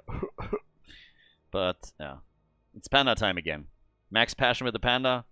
And Greymane. Somebody that could have seen on Battlefield of Eternity too, but yep, we're getting him on Infernal Shrines. And let's go. Over on the blue team side, how are they going to do this now? Last game, Towers of Doom, honestly didn't go well for them whatsoever. So now it's time for the tanks. We have Sergeant Hammer in and Anduin. A lot of hammer protection here. Not only from Deathwing, but Sergeant Hammer paired with Anduin is always annoying. Whenever you think you have a good shot at taking the hammer down, Anduin comes in and ruins your play. But Towers of Doom did not go well for them. They were completely controlled here, and it was brutal. So now we got the ban on Samuro. Don't want to deal with even more annoying heroes from the looks of it. But curious how Sweden is now dealing with it. Chen obviously can jump on Sergeant Hammer and then try to get an isolation going. We're going to see Siege Tactics on level 4, I would assume, so Sergeant Hammer will try and play around that, but we're going to get kecked for Max Passion, so he's one of the players that will try and deal with Chen as best, with Sergeant Hammer as best as they can to try and get some isolation or at least get her out of the fight. Russia might even give up the first objective. We'll see how they're going to play the first one. When you don't have level 7, it's always a little bit weird. But here comes Muradin. Ooh, and we get Karazim. Okay. That's a very dive-heavy combo. I mean, holy hell, look at that. Essentially, every single one of those heroes has some kind of mobility tool or gap closer that they can use. So, Muradin coming in, Karazim on top of that, single target damage, even more aggressive. And if they get an isolation... I mean, they could go Playmaker with Murder and try and get an isolation game into a 7-sided strike. Just saying. Not really a fan of that, but we've seen it occasionally. And for the blue team, Mal'Ganis and Jaina. Okay, Jaina for burst damage and a little bit more rotational play. Ability rotational play with cooldowns around mercenary camps that she can quickly get. And over on the right side, the final pick as we're heading for map number 4. It's match point again. It's match point, and here he comes. Nasibo, the Witch Doctor. Okay, it's getting wild here. Infernal Shrines, the 4th map between Team Sweden and Team Russia. Game number 4. Murenas on Jaina for the Ruskis. Pana J is playing Mal'Ganis. We got Ubi on Deathwing. And then Renella on Anduin, and last but not least, player on Sergeant Hammer. So, the Swedes with a chance to close the series here on Infernal Shrines. Make playing Greymane for the team. We get Max Passion on Chen, Skok on Muradin, and we got Gia on Nazeebo. That's obviously the big one. If he makes it into the late game with a completed baseline quest, then whew, that damage is gonna get nasty. And, well... Backhult, he's the one playing Karazim. Spider build, by the way, for Nazeebo. And for Muradin, we get some auto-attack focus with giving the axe on level 1. But let's go and see how this is going to work out for the blue team, because they need to win 2 in a row. If they force game number 5, then they got a nice shot at making this one work. But things are going to get a little bit tricky if they can't get Sergeant Hammer into a good position here and take a lead. Because Nazeebo, he's always that... problem at the end game that you might just not be able to deal with. So if there's any way for Team Russia to accelerate this a little bit, pushing with Sergeant Hammer and getting some kills in, then they will definitely do that. Right now we got still some plays with Sergeant Hammer at the bot lane, quite static without the level 7 talent, and that's of course where the first question also then arises, whether or not they're going to make a move on the first objective or just try to push a lane down a little bit until Sergeant Hammer has level 7 and the mobility that comes with it. But not impressed by the zombie wall here. At least not yet. For Gia it's nice to get some immediate stacks on his level 1. Could obviously always go up against Deathwing, make his own life a little bit easier. That hitbox is massive. But for now we got just some stacks coming in also for Muradin. Of course the mythic reward. Kind of unattainable in competitive play, pretty difficult, but the first one is what you're aiming for immediately to make sure that you're getting at least the pierce and then also have the cooldown reduction. So you want to get some additional utility out of it. And 40 stacks is absolutely doable, so he's going to aim for that. He's already sitting at 11, so quite solid. And Gia rotates between the lanes. For him, the objective will be to complete the baseline quest and also get, of course, his level 1 done. But any kind of work that Gia can do here, great. And he has been playing Nazeebo in the past. I mean, again, the guy is a monster. You saw him on Liming, you saw him on Karrigan, and you can imagine how this is going to look on Nazeebo if he gets a chance to show his skills there. But it's a more of a slower start where you're trying to farm into the late game with him. Camps claimed, and it is actually the blue team that gets 2 out of the 3 camps at the bottom of the map. Nazeebo again with some plays here. 57 stacks now too. Oh, Greymane! Alright! Greymane taken out at the top, but at least he got the camp. Jaina was able to get a kill, but at least she did not get the camp. Can you imagine the disaster if you lose your camp clear hero and the camp gets stolen away as well? that would have been an absolute nightmare. So, yeah, nice move by the Russians, able to get themselves first blood, but this could have been so much worse. And Sergeant Hammer is now starting to move in over here. We have also 64 stacks for Nazeebo. So, still not done with the level 1 quest, but again a bit closer. And they're actually fighting for this. So, the question answered. They're not going to try and push a lane down. Instead, they're going to make a play with Sergeant Hammer. But once again, the damage, nicely done by Anduin. That was definitely needed. Huge amount of pressure against Sergeant Hammer and nearly a kill. But it is the red team that takes over the stacks on the shrine. And now Chen is moving in from the top. Actually sticking out in the mid lane for a bit longer. They want level 7 apparently. But there's a lot of aggression now happening on the shrine already. And this is a 5 versus 4 currently. So that makes it slightly awkward. Good damage, by the way, against Jaina. Damn, Gia is rocking this. Got the spiders connected. And it's actually the exact opposite. It is Sweden that lets this one slide for a very simple reason. They got Greymane. Deathwing is saying hello, though. Greymane wanted to go into Worgen form and start to take the wall out, but that was nicely done by the blue team. They're getting Deathwing towards the top side and have now the Arcane Punisher pushing at the bottom of the map. So here we go. Starting to make a move here. Obviously, Gia can still do... I mean, again, Nazeebo is a one-man army when it comes to PvE clear. Morganis trying to go for Karazim, who easily dashes out. But this Punisher is very easily defended against. Now with level 7 for the Russians, we now have also Sergeant Hammer in a much more aggressive position. They're starting to get some damage in against Jaina. Stormbolt also connected, but Karazim was pushed back and had to be very careful. He's not the only one. Everybody is a little bit low on their end. Stormbolt just stops Morganis cold immediately. So, yeah, here we go. With that now, we have the next attack coming in. Still the pressure with Sergeant Hammer. This is exactly what the blue team needs to do, of course. They need to start to siege up and get damage done. But the spider build against Sergeant Hammer, mega annoying and easy to execute for Gia. Has now the level 1 quest completed. Spear of Arachnia is in. We get the big voodoo. 55 stacks already on level 1. So it has to kind of balance a little bit between trying to get his quests stacked and also helping out here. He's one of the best tools that they have against this. And here comes another beautiful zombie wall. He's been on point with these, always forcing the trade from Anduin. But yeah, here we go. Jaina gets attacked again and gets eventually eliminated. But Karazim may be too aggressive, not quite the melee assassin that he fancies himself to be. So it's a kill for a kill. And now as Muradin becomes the next target, we have Deathwing also saying hello. It's again an aggressive game as we've seen previously. 2 kills to 1, both teams on their way to level 10. But yeah, very nice series. Fantastic series. Honestly, both of the semifinals have absolutely delivered. And we might get even more games out of this one. This is not necessarily the last one. So yeah, Gia having a bit of a problem with his mana pool currently as level 10 kicks in quickly for Team Russia. And there's the Ring of Frost for Vala. Stormbolt potentially. Can they focus again on Sergeant Hammer? That fort is under massive pressure, by the way. And at the top, they try again for Jaina, and she's gone. Jaina is gone. Max passion with a maximum effort, but Greymane gets also killed. So it's trades all along. Trade on the left, trade on the right. Over and over, we're having the teams exchanging kills. 69 stacks for Nazeebo. Nice. And yeah, 33 stacks for Muradin, so he's 7 short of getting the first quest reward, and therefore the Pierce on the Stormbolt.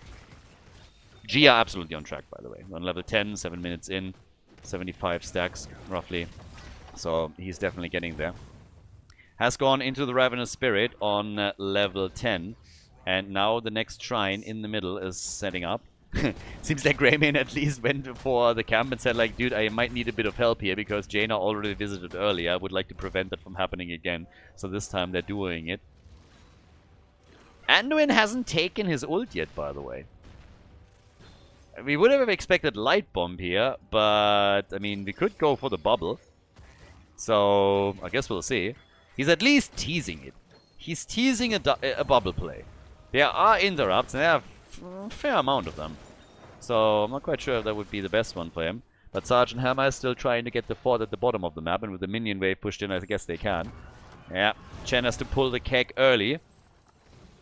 It was a very, very early keg for him. He was completely isolated there. The fort at the bottom lane is, by the way, going to fall now to the minions. So that's going to be eliminated. Here comes the attack. Ring, ding, dong. They go for Muradin and try and get the kill here. Avatar's ready, though, and we have big damage. Look at Gia. Sergeant Hammer nearly dying. They got a kill on Deathwing, but Greymane also falls, and now it is the bubble from Anduin that saves the day. Against all the damage that comes from Nazeebo, I think that's a pretty smart choice to make too. 30 stacks against 6 though. Nazeebo's at 23,000 damage already, clearly the top damage dealer for the team. But Renella with a beautiful move on Anduin, that really saved them at least one hero, maybe even 2. So that was extremely well done. Good choice too. Against the damage that we're getting with the damage over time and the Ravenous Spirit and everything else that they have, this is a really nice choice for Anduin. Might be interrupted by Muradin or Chen, of course, so they gotta be careful with it. But Renella has played a top-notch tournament so far, so he's definitely going to make sure that he only uses it when they can properly get value from it. Or, again, when it's desperately needed, and they have to gamble a bit on it. Level 13 talents now ready. Deathwing. Interestingly enough, he's the one that has to take out the fort at the bot lane. I thought the minion wave would do it, but it actually didn't. So he's now claiming the fort at the bottom of the map. And then over in the middle, the fight still raging on with Nazeebo nowhere to be seen, stacking at the top lane. Muradin. Whoa, he actually got out. Muradin gets out, and so did Greymane, but Deathwing. Oh, and Skog is able to get away, but the panda dies. Nazeebo could stack at the top more and also took the wall out. So, good news, I guess, for Gia. Muradin, by the way, with 40 stacks, so he has now his Pierce ready. Jaina is also getting closer and closer to her full quest reward. So he has a mythic reward that obviously allows him not to only use Ice Block, but also then use abilities and move while it's active. Which is kind of nice. I haven't really seen it do that much yet in competitive for anybody. But hey, it's a little bit of an upgrade on the traditional Ice Block, so whatever. You're definitely going to take it. It's definitely a nice tool. But it's not like all of a sudden, you know, when she gets the quest complete, it's like, oh my god. Power level unlocked. She's unstoppable now. So yeah, not quite like that. Fairly even with a lead for the blue team. But it is, of course, the danger of that late game that we're talking about. And if the red team is able to get themselves a few forts, that would be kind of nice. Gia's taking some of those camps out easily. And is working on the minion stacks. But Panda J is already coming in. And there's another zombie wall. Right there. So, still totally fine. Top lane, they go for Deathwing, 7-sided strike, and they get the kills. The whole idea is to go for the fort here. The rotation is coming from both of the teams. Sergeant Hammer, of course, trailing behind a bit. But they are trying to get that fort. If they get a passive experience increase, this would be very nice for them to make it into that late game situation. Yeah, Nazeebo still sitting in the middle. There's a big minion wave coming, so there's lots of stacks for him. And the rest of the team is just trying to do what they can here. Ring of Frost misses. Mal'Ganis is setting them up. Muradin has to pop his avatar. And Nazeebo completely ignoring what's going on. Mid lane, bot lane. That's where we see Gia headed. They might lose Muradin here. But again, the full idea is to just get Nazeebo into that late game with a fully stacked quest. The level 16 talent for Team Russia is giving them a lead. As Gia is now at 134 stacks, so is 40 shy of making it work. On 16, we get Executioner for Sergeant Hammer. And then we get Glyph of Faith. Plus also Numbing Blast for Jaina. So with Executioner, they are getting mad synergy now with particularly Jaina, but also others on the team. So this is going to work well for Sergeant Hammer here, as the red team is about to get their own level 16 talent. Gia's actually doubting that he's being allowed to do all of this at the bot lane without being attacked at all, so he's playing this a bit slower than you would oftentimes expect. But he got level 16, that gives us now also Soul Harvest after he went Ice Block on 13. And now it's time for another shrine. So this might be the moment when Nazeebo is finally forced to actually help out. And given that he's absolutely on track to get to 175 on 20, there's no reason for Gia to not do this. Nice check on the bush. It's one of those plays where nothing really happens, but it's the most important one. Because if you fall into a trap and die here, that objective is gone. And they get a fort at the top lane. So fort at the top lane is taken. Blue team takes the lead on the objective. And oh, Panda J pausing the game. Murenas is still in here. Not sure if they lost anybody. Don't necessarily think so. But yeah, we had a couple of hiccups today already with technical problems. So hopefully it's not too bad. But the objective here, we have taken the lead for the blue team. And apparently whatever the issue was, it was easily resolved. So let's see if Sweden can actually fight for this and take some control. Gias again checking the bushes over here. Good for him. Camp at the top lane, pushing for a keep, by the way. So Team Sweden has a bit of an upper hand when it comes to the lane there. Jaina pushed back slightly too, and Greymane took the fort in the middle out. So 5 kills to 4, and while Sergeant Hammer grabs them, the Frozen Punisher, there is at a minimum now the fort in the mid lane destroyed. So technically Sweden is currently ahead on structures. And this push will end up at the keep. And I mean, to be honest, while I think they will probably... I mean, they might take out the wall. I don't think they can do more than that. We're actually seeing the blue team rotate towards the middle instead and aiming for the fort there. But down here, I don't think this is going to do too much, to tell you the truth. Greymane can easily take this out. Nice save against Sergeant Emma. Ring connecting with 2 as Jaina pops her ult. They go for Muradin. Skog gets out. And instead, it is Chen and Karazim that both die. Big damage again. Oh! Yeah, it was a nice ult. There's the ice block. As Deathwing says hello, but he's completely alone. That was a bit too much. Gia going for his ult here. That was a mistake. He self-stuns, and it just allowed them too quickly to slow him down and, yeah, kill him. So now we have 3 heroes that are dead for Team Sweden, and that's a massive advantage for Team Russia that they can now use to maybe get a lot more out of that fight than I thought would be possible. They already have the 1 level advantage, so they are looking at level 20 in 1 level, which is big, and they now have a 5 versus 2 on the map, and they might get that keep. So, a couple of mistakes here by Sweden that very well could cost them the game. This is a nice move. And, yeah, that's a keep. With Sergeant Hammer, they're going to push in for this. Nazebo isn't there yet. Please tell me they're getting the keep. There's no way they're not getting this, right? Oh my god. Okay. Unless they win the fight, of course. But Nazebo isn't here yet. Oh, Muradin gets killed by Anduin to add insult to injury. They get a 7-sided strike off against Panda J, who, by the way, survives. Now Karazim is dead. Greymane dies, and all of a sudden, it's game. All of a sudden, it's game.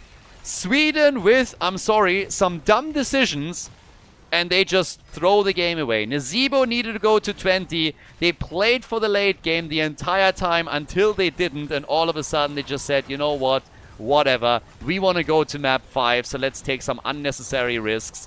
And they lose right at the keep and core. And that's where Team Russia takes the advantage, claims the victory, and forces the 5th and final map in the series. Nicely done, GG, and well played.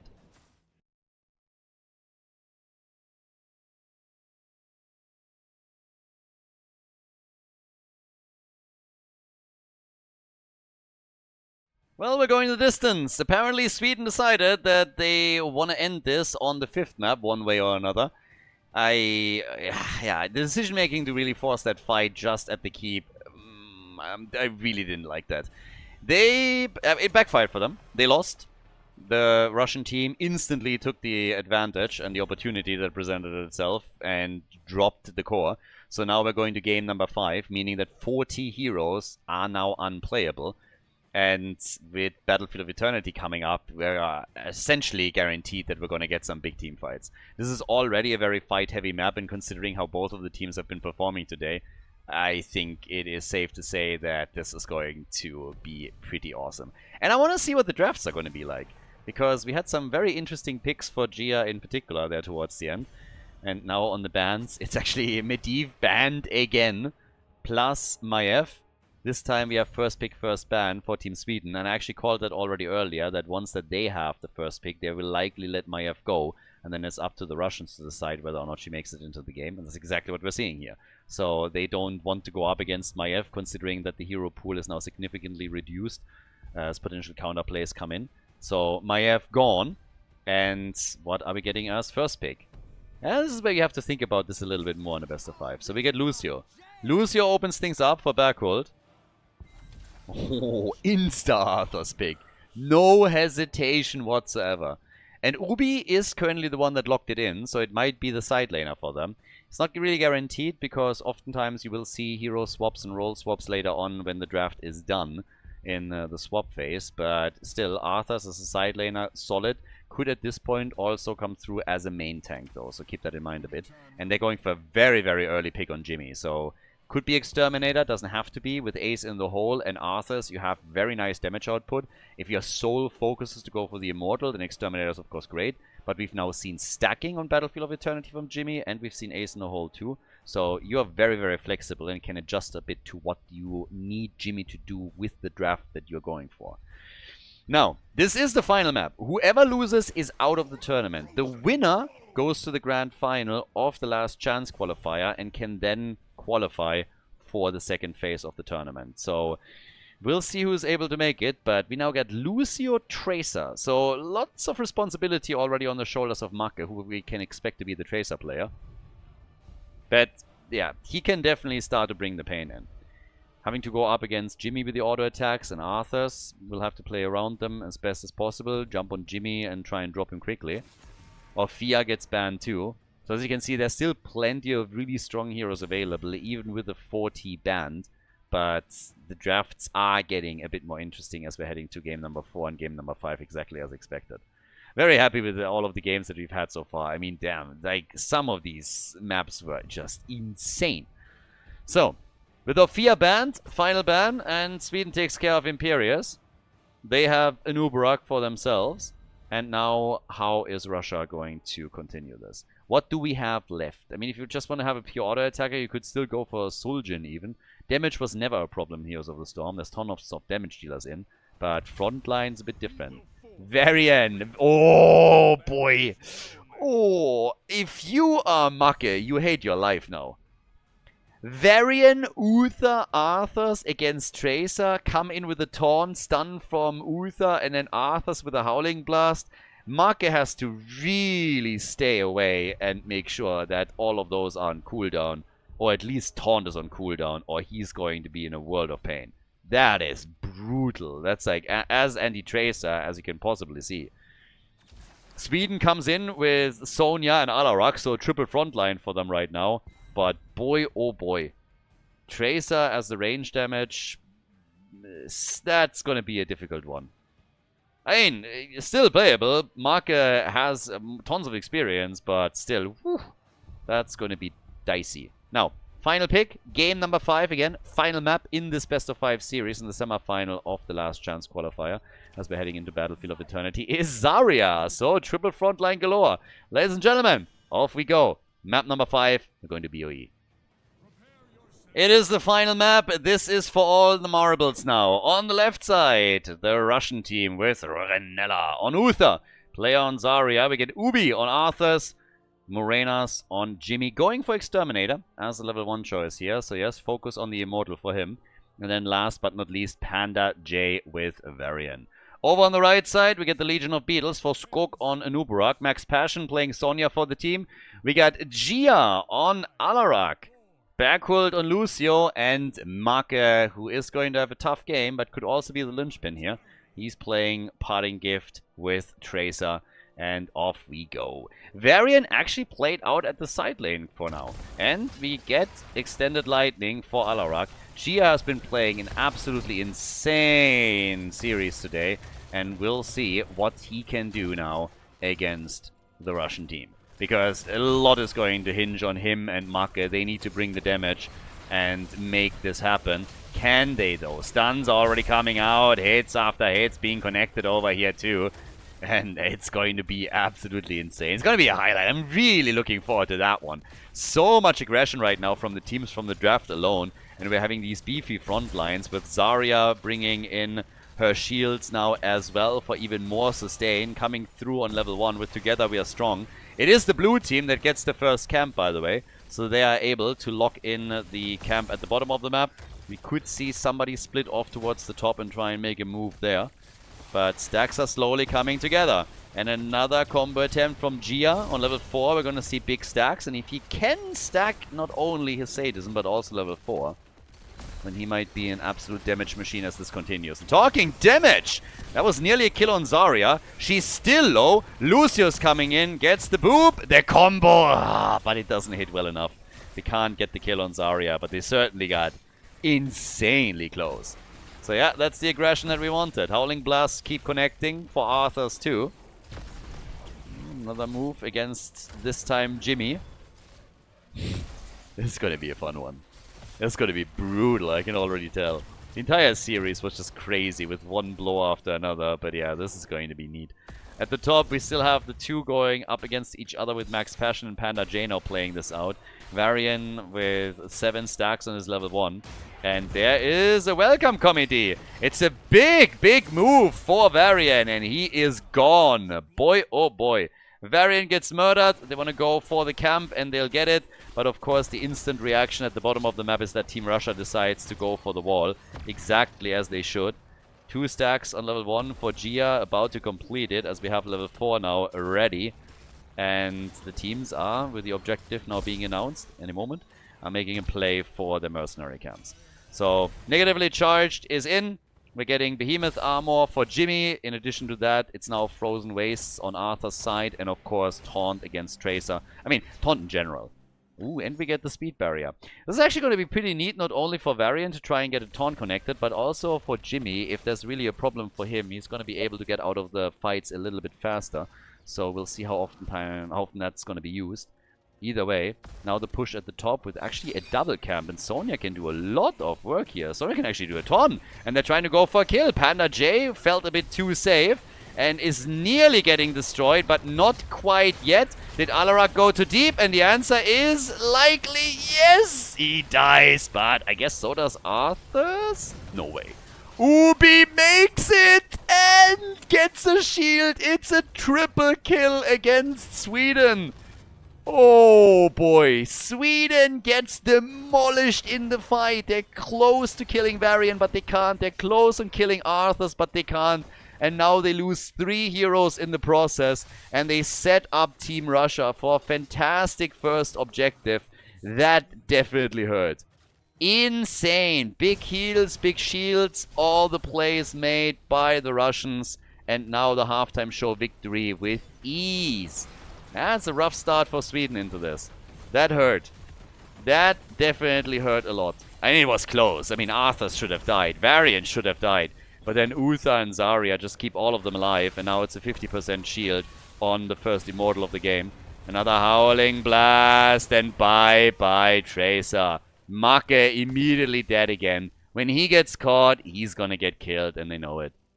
A lot of the hopes are hinging on the performance of Alarak, of course, and his stacks, sitting at 3 right now. Oh, Lucio.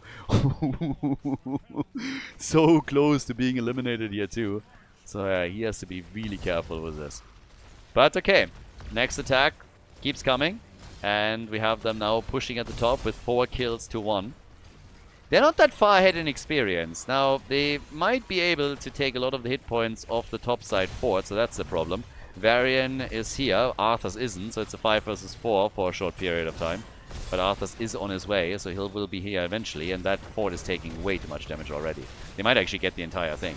So here comes the stun, and Anubarak is gone. Counter kill attempt on Zarya fails. She makes it. At least we get stacks for Alarak, but still, this is brutal. Yeah, this is definitely hurting them a lot right now over here. So we'll see what they can actually do on this. But yeah, it's a tough one. Definitely a tough one. Well, we're still waiting for the next attack to come in. Also, quick reminder, we still have some merch in. Guys, there's a link in the description if you want to check that out. Not only the hot butter through cheese, but we actually got some Nations Cup merch as well. So if you want to have a look there, just check out this description of all of this. In the meantime here, quest completed finally for Alarak on level 1. And they get some big hits in against Team Russia. Yeah, they're definitely wearing their hot butter through cheese shirts right now as they are cheesing through the blue team. Varian with a side attack. That one didn't do anything, but still. Sonya's top side all alone, by the way. Arthur's is starting to move top finally. But she is getting some easy hits in with the camp, and I guess that's going to eliminate both of the towers that we have. As at the bottom of the map, it's a 4 versus 4, with Sonya now rotating in to make it a numbers advantage for the team. Okay. And by the way, when you're actually going to the merch store, do me a favor and just ignore the Anduin shirt. That was not my idea. That was forced onto me by an admin and graphics guy. People that I formerly called friends, but yeah, Khaldor Anduin's snuggle time is an abomination and needs to be completely eliminated. So whatever you do, don't take a closer look at that. But we got level 10s in now, so we have 5 kills to 1. But mainly through that last fight. And the top side fort destroyed, and guess what? Team Russia is actually going for the next fort too, down at the bottom of the map, with them now having level 10 abilities. They're taking this one out. So this is insane. Sweden is in some serious trouble here. They get their mercenary camp, which is great, but now they have to start getting some kills and make some plays. We get decent stacks for Alarak, considering how early in the game we are, but they are way behind on structures. Experience, not that big of a problem, but losing 2 forts this early, that definitely hurts. So here comes the taunt again. Follow-up is not quite there yet, though. And they are trying to put pressure onto Varian. He dodges out, and Macke gets the bomb in. That's good damage. But can they actually get a kill? They're struggling on that with all of the sustain. Jimmy went maybe a bit too deep. Gets his... Oh my god, the Divine Shield timing. Uther with the Divine Shield saves the day once again. These clutch saves are starting to get crazy. Absolutely crazy. We've seen it on Arthas, on Varian, now on Jimmy. I mean, time and time again, when you think that the Russians are losing the team fight, all of a sudden either Uther or Zarya are stepping it up and are saving the day. It's nasty. It's absolutely nasty. So, all the way up at the top, we now got Ubi defending. A little bit more damage on the Immortal. I mean, for Sweden, it would be a big step forward if they would at least get one objective here and could counterplay this a bit. Gia is now on 18 stacks. Not top damage on the team yet. That's still Tracer. But they at least are about to take the halftime show. Max Passion, though, has to fall back a little bit. Marker can still get some damage in, gets a little bit more, and will win it for the team, I suppose. A halftime show, at least. But there's a taunt on Lucio. Nice counter. They have to go through the choke point here. And Team Russia is looking for fights. They don't have a talent advantage or anything of the sorts, but they're looking for battles. 21,000 damage for Jimmy. Really good numbers for him. He has Exterminator, keep that in mind. If he makes it onto the Immortal, it's going to be party time for the blue team. But Varian is already dropping a little bit low. And this time, finally, we're getting the kills. Uther down, Arthur's down. They go for Varian. The speed bubble from Zarya saves him. And Uther still ghosting around with one heal after another. Panda J is not out of harm's way yet, though. But they're losing hit points on the rest of the team. So the decision is made to fall back.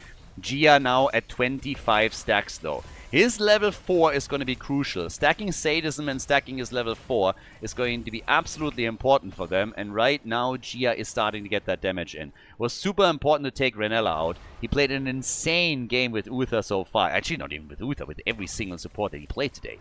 So now we have a lead for Sweden in experience, but they still need to take some structures out. It's going to be the bot lane fight that we're looking at. And it's a big shield on the Immortal. It's only the second one in this game, so not really that strong yet, but a big one regardless. And it seems that they are just going for a two-pronged attack, letting the defense happen at the bottom of the map, and instead ensuring that they can take down the fort at the top. Not a horrible decision, to be honest with you. It would have been questionable whether or not they can take down the fort at the bot lane, so this way they're guaranteed to at least take one out. 13 talents for them. A little bit faster. And with that, we're now also getting Jumper for Tracer. Good for her. I mean, again, anything that keeps her mobile and allows her to dodge out on some of those big CC tools that the blue team is running is, of course, great. We get Pure Malice for Alarak, who's sitting, as I said before, at 25 stacks. And with level 13 talents for the blue team now also line him up for cooldown reduction for Jimmy. And just to get a couple of numbers in here, Alarak by now top damage dealer in the game. Don't think that's going to change anytime soon unless he's getting killed over and over again. But we have him now surpassing Jimmy and also Tracer, who is in the number 2 position. So she keeps poking, and Alarak with big numbers and of course big potential through sadism stacks and more stacks later. Yeah, stun is in, but they can't get the rest of the team in quickly enough to make a move here. Nice little place, though. I mean, I like that they're doing rotational moves like this to try and take down the side laners. Tracer, the bottom of the lane, still dealing with the minions, hoping to escort a few of them in. Varian. Looking for the taunt, and you could see how quickly they disengaged once that they saw the barrier, the shield from Zarya. Once that Varian has that speed, he can close that gap. So you gotta be mega careful in it. So Immortal is spawning again. And always the pressure of knowing that this is game 5. That this is the final map. This is the one that matters for now. So right here we have the big attack on the camp. They're stealing that. Over on the left side, of course, the blue team getting ready. Looking for engagers with particularly Varian, who's already rushing around here. Beetle's providing some vision. As we have Sonya moving on to the Immortal. But Jimmy is starting to go for it. Starts with the auto attacks, and the red team has to defend. They're trying to force them back. Sonya's pushing the top lane, by the way. She's opening up the lane even more for the camp that they are pushing in, and there's a catapult plus the mercenary camp and another minion wave coming through. So this is actually quite nice for Team Sweden. They're going to get value out of this, and it forces Arthurs to rotate over. So for a limited period of time, we have Team Sweden with a slight advantage. They had to force some heroes back down to take down the blue team's camp, but now they have a shot at Varian, and they really want him, which forces 2 ults out of Team Russia. 2 quick ults being used here, Divine Shield and also Zarya's ult, now both on cooldown, so that was pretty important here for Sweden. It was a nice bait. He would have preferred the kill, I suppose, but still, that's 2 big cooldowns used, and it's a potential half-time show victory here. Yeah, Morenas gets the attacks in. Jimmy with crazy damage. Nasty damage on Jimmy. And they actually win the halftime show. The blue team takes it. Just by a couple hundred hit points, but still. And now it's again all about team fights here. Yeah, in comes the taunt. They try to go for Nubarak. And yes, Syndragosa gets used as well as we had the quick cocoon. But the Hyperion creates some extra space for them. Choke point. And Zarya tried to isolate them and couldn't. But at least buys time for the team to win the objective. And it's pretty much guaranteed that Russia claims it. Oh, yeah, quest completed over here. Then again, here comes the dive. And Alarak with big plays and the double kill. Arthurs and Jimmy both gone. Panda J, he wants the objective. They lose Uther and they're going to lose everybody. It's going to be a 5-man wipe. They win the objective, but it is a 5-man team wipe. The entire Russian team gets killed as they take the Immortal. Big experience gains right now and just a massive, massive move. After the first 2 kills, the blue team decided that they want to ensure that they at least take the objective, that the opponent doesn't have a chance to push with both. Now the bottom fort falls. Sonya starting to defend at the top, but that was a huge move from Sweden. 1 level advantage, 3 kills ahead, and 32 stacks now for Alarak. Level 16 talents on both sides. That gives us the Remorseless Winter. It gives us Cleansing Shield. We have also Benediction in. But for Alarak, we're getting the Lightning Barrage. And as I already said, he is now sitting at 32 stacks and 111 sadism. So this is big. Nearly 40,000 damage for Alarak now, and Gia again crushing the numbers. Trace, on the other hand, really catching up. I mean, Marka had some trouble in the early game when he was targeted a few times and died twice. But now he's bringing big moves in. So, we'll see. Bottom of the map, all about XP right now, all about the minion wave control, lane control, as we have at least 1 camp taken at the top from the blue team. But down here, yeah, the red team is going to get this one easily. Couple of traps. This is one good thing about Sweden. They are doing an excellent job just checking these pushes. I mean, I know that this is going to be the moment when they're not going to do it and all of a sudden, you know, we're going to get a quick kill. But Skog is playing this fairly safe and doesn't move through anything too obvious. But obviously, you need to be mega careful. If you go into a party bush that you don't have an extra invitation for and you die, then it might cost you not only the map, but also the entire series. Because, again, it is game number 5. Any mistake you make here will be exploited. But okay. By now, we have everybody getting ready for the next objective once again. Cooldowns are ready. Blue team on the move. Camp is taken. They go for Nubarak, and he instantly dives out. There's the taunt. And not a problem, at least not for now. Immortals are spawning soon, but here's the choke point. Isolation, Syndragosa, Sweden falls for the trap, and a beautiful Russian combo. They got baited in. Isolation play right here, and then the entire corridor gets used by Syndragosa plus Hyperion. They moved into the choke point, did not respect it, and then they got punished. Nice. Great play by Team Russia, and of course it comes also at a great moment in time, just when the objective is about to spawn. So now the red team is going to try and limit the damage that is being done here. But they are going to lose the halftime show. They are going to try and limit the shield as best as possible with 4 heroes. But the halftime show is lost, and Sonya is still down for another 15 seconds. So, yeah, that one didn't do them any favors. Can try and defend, I guess, but in a 4 versus 5, I mean, good luck, boys. Still a level ahead, but look at Varian. Moving around from the side, looking for that taunt, gets it on a Nubarak. They're moving away from it, but they're going to lose this objective. They're going to lose the Immortal. Sonya is back. I don't think they can do anything here, unless, of course, they're now all of a sudden just crushing them in the team fight. Top lane, still a mercenary camp, so some value.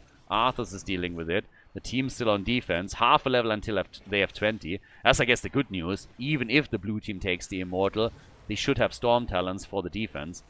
So unless they're losing heroes here, Russia needs to be careful when they start pressuring. Howling Blast in again. Varian ready. Looking for a taunt target. Finds Lucio. Zarya's ult. Cocoon on Uther. And they push them back. They push Jimmy back. And they get lots here. But the Hyperion is also back to business. Syndragosa gets used. Immortal is definitely going to be claimed. No level 20 yet for Sweden. They need to be careful if they want to fight this. But a great stun from the Nubarak. The Divine Shield is out nearly immediately by Renella, ensuring that nobody dies. They're still being chased here, but they got to be careful in that choke point. The isolation of Uther, though. It is again Gia with the play, and now they have level 20. And Nubarak with Rewind. We get a hasty bargain from Alarak, who's now at 124 sadism and 43 stacks on his level 4. And they're starting to take the Immortal out. But Russia is buying time. They might have lost another hero, but they won the objective. So they're buying time for themselves here. Buying time to get to level 20. Important kills, of course, for Sweden. But, yeah, they're not gonna... I do not think that they're gonna get an Immortal fight with a talent advantage. So now you have level 20. Congratulations. What are they gonna do with it? Not sure what they can do with it, to be honest with you. Maybe take a mercenary camp, but, well, how many are going to be up in time? Minute and a half. By then, we're going to have level 20 for the blue team. They can try and trap, I guess, but even that is going to be... no, I don't think that's happening. I don't think there's a way. The Russians are not going to fall for any kind of trap. There's zero reason for them to fight. Absolutely none. So, Sweden is going to walk away with 2 camps. They get a little bit more lane pressure. And that is essentially it. So, all the way up at the top, they're going for the next Khazra camp and take the siege camp. But at the bottom of the map, with the defense and the next minion wave coming in, that's going to be level 20. And then, yeah, then we're in for some big team fights here. So, damage output, 53,000 for Alarak, 43,000 for Tracer, and 48,000 for Jimmy. The 3 top damage dealers in the game so far. They can take down Jimmy, it would be nice. Everybody died at least once, by the way. Uther died 3 times. But here's the level 20 talents. Syndragosa gets upgraded into the absolute 0. We're getting Sergeant Pepper, and we got the Glory 2 of the Alliance. Whereas Uther... I mean, Redemption would be the normal pick. We've seen a bit of Bulwark lately. They have, I mean, it's all stacked up, so he's going to take it quickly during the fight, I suppose. But it's going to be interesting what exactly he chooses here. So, it's time for the next Immortal. This might even be the last one of the game, of the series.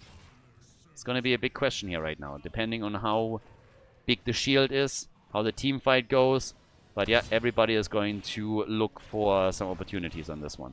It's all about positioning. Trying to trap the opponent, play with vision a little bit, get those stuns out, deal with Varian, deal with Zarya's ult. Avoid choke points that the Russians can abuse against you. That's the motto for Sweden. Team Russia, they want to get Jimmy on the Immortal, and try and apply pressure so that they force Sweden to take a bad position and a bad fight. Uther hiding in the back. He needs to get those heals out, and he went Bulwark. He went straight in for the Bulwark of Light. So that is a huge tool in these fights now. And Sweden is trying to poke a bit. They're also, of course, looking for potential combos that they can get with Gia. Varian, yeah, that's at least dropped off his mount. But yeah, they are all just looking for opportunities, moving, trying to go for the next spot. There's Catapult pushing currently against Team Russia. It's a bit of a problem for them. And slowly we see Sweden on the Immortal doing some damage themselves. Have to fall back and stay away from particularly those stuns. Here comes Absolute Zero and he misses. It misses completely. Ubi uses his ult, trying to go for that flank play, and it misses completely. Cooldown used, and a big one at that. Down one ult right now. That was an important one to shut down. Made things really difficult earlier for them. So Sweden feeling good about this at least. They split down Sonya towards the bot lane, taking some catapults out, dealing with that lane a bit, moving their own catapults in. Jimmy is trying to do the same thing at the top, by the way. So they have their own wave moving in too. Morena's active there. Everybody looking for a shot. 9 kills to 6. We got 23 minutes on the clock. Immortals hurt at this point. They really do. Catapults do too. This is what this is all about. The last couple of hours, it all comes down to this map. Might be coming down to this Immortal, this fight. Howling Blast is in. There's the taunt. And the save from Lucio. Immediate turn on Varian. Eats the damage and moves out. Sonya is moving in. Trying to sit at the side here. Could go for the spear. Obviously, Anubarak now starting to fall back a little bit to try and tap the fountain. Wants to get the mana up. Make sure that Lucio's not under too much pressure yet. And Panda J takes position with the team. They're just wrapping around. Red team moves to the top. Tries to get the Immortal damage in. We're talking halftime show still. And it's again the shield. Instantly Gia creating space for them. 11 seconds until the ult is back for Arthas. Arthas is going to have his ult back. Halftime show victory. Who takes it? They're coming in. And it's a small victory for the red team. Team Sweden is ahead on the objective by roughly 1,000 points. Again, taunt, Howling Blast. Is this the moment? Anubarak is alive. The Bulwark is used. Here's the ult. And Anubarak nearly dies to Syndragosa. But Jimmy gets murdered by Alarak. Jimmy gets murdered by Alarak. The cocoon on Varian. Is there a follow-up kill? Can they go for it?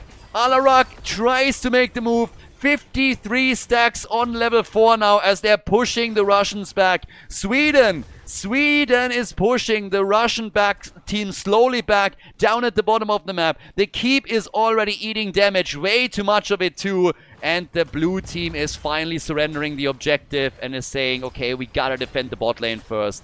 Nice plays by Sweden on a macro level as well. The pressure at the bottom of the map, the damage against the keep, and now the play for the Immortal. With Jimmy gone, that was the kill. He nearly survived, and then Gia just had his number, fired in, and took him down. They try for another kill. If they can stagger deaths now against the blue team, that would be the dream, of course. Sonya is again at the bottom of the map. The rest of the team also moving in there from the looks of it. So they're trying to pressure against the core, I guess, and let the Immortal do his thing at the top. They have options. Could do both. Could move top lane. Could still play it out at the bottom of the map. Either way, they're having a strong attack coming. 5 versus 5 right now. And off we go. Russia defending with everything that they have. Sitting at the gate here. Getting their cooldowns back. Bulwark back in 2 seconds. And obviously Hyperion in only 8 seconds. Hyperion will be back. The keep should fall. Keep should fall here. Would be a shock if Russia could defend this. Good damage again from Alarak. 56 stacks as mentioned, and here comes the Hyperion trying to zone them, but the keep is eliminated within moments. The shield already gone. Damage against Reyna. Once again, they're trying to isolate Jimmy. Bulwark in. Syndragosa used, and Tracer gets locked down completely. Backhold caught by the ult of Zarya. Couldn't get away. Kill against counter kill. Anubarak now dead as well, but the core is falling. The core is slowly falling here. 70%, and this might just be it. The Immortal is just too freaking strong. Sonya is gone, and it's 33% on the core. Gia retreating 33%, and he is the only survivor. 156 sadism, and he decided not to die. 11 kills to 10. The catapult nearly taking out the bottom keep. And what is Russia gonna do now? What is Russia gonna do? 32% on the core. Another 20 seconds until Tracer is back and Russia is going for the mercenary camps. What can they do? Cross the map and go for the keep? Probably not gonna work for them. Gia just waiting, playing it patient. With 156 sadism, you don't want to risk anything. 81,000 damage. I honestly think that there was also a discussion happening. I mean, obviously, tense moment, but they were thinking about just sending Gia to the core and try and take the core down. But can he actually drop 32%? Unlikely. If he dies there, he loses his sadism, and it's a huge problem. Now that they still have him with all the sadism, he is a damage machine. He is a monster. And Russia now needs to be decisive. They've taken map control with the mercenary camps that are pushing the lanes currently. They have more vision on this. But the damage is coming. Gia with hit after hit. Tracer, of course, there as well. And it's all about the next few plays. Catapults could be a disaster. But the blue team pushed the lanes out and still has mercenary camps. So they have a lot of time that they can work with. And in the choke point, Sweden has learned their lesson. They don't want the choke point fights here anymore. They are trying to go for their top keep, by the way. Immortals are now spawning, and, well, Russia is just saying, how about we just push? We just use the camps that we have here, and we just start pushing. We have our ults, we have Hyperion, we have Syndragosa, we can use it all right now, and they instantly do. Here comes the play. Alarak maybe in trouble, the kill against Lucio. Lucio's down, Gia in trouble, turns it, Bulwark used to keep them all alive. They can't get a second kill, the stun is in, Gia a little bit too far back out, tries to get the kill on Varian, and gets big damage in, but not big enough to get them a kill. They need to do something here. 4 versus 5, the keep is already gone. Max Passion against rooted into the ground by Arthurs, as Panda J is looking for an engage. It's a 5 versus 4. Team Russia, they got the kill on Lucio. No sustain. Sweden, I think they needed a counter kill here. It's going to be difficult to go for the objective like this. Big plays, especially on the support side from Renella. Getting the Bulwark out once more when it was needed the most. And now as we are 30 minutes into the game, they are going for the halftime show. I think they needed to go in. I think Sweden needed to go for a kill here. As they lost Lucio, they decided against it. Sonya wants to keep at the bottom of the map, I guess. Starts to move in here. Max Passion, where are you headed? Tries to get the wave out. I think he could have tried. Maybe not. Starts to move away. Dude, you need to Hearth. If they are starting to chase him and find him, then they are losing another hero. Halftime show is over. Another chance at a team fight. Is this going to be the moment where Sweden can make it? Crazy. It's too much to handle right now. 70 stacks for Alarak. 70. 100,000 damage nearly for him. Absolute nuts. Bonkers. Bananas what we're getting here. And Alarak is getting ready for it. Varian, always at the side, waiting for another opportunity. Ults are all back up. And they are pushing a bit towards the top. Sonya is trying to clear the lane out and pressure it more towards the core. If Russia makes a mistake, they're done for. They lose a team fight, they lose the game. They lose the series, they drop out of the tournament. Sweden, they want the all-Swedish grand final. They want to have at least one Swedish team represented in the round of 8, in the Nations Cup. Alarak gets attacked. Alarak, Gia tries to turn it. The damage is there. He's still alive. He gets the combo off. He gets the combo again. Bulwark utilized. Counter-strike and Panda J. No, Alarak is dead. Alarak is dead and Varian is alive. Arthur's fall. Sweden, they try to do what they can. Zarya is gone. Varian is gone. They kill Uther.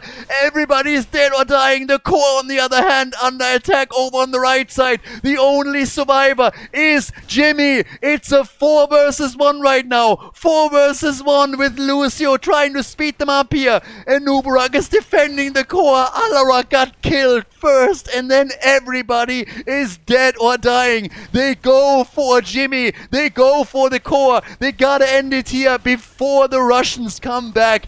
huge amount of damage, 111,000 for Alarak alone, and Jimmy is dead. It's game. It's game. Jimmy is eliminated. 16 kills to 12, and Team Sweden eliminates Russia, the blue team, out of the tournament, and Sweden moves on to the grand final. What a series. GG.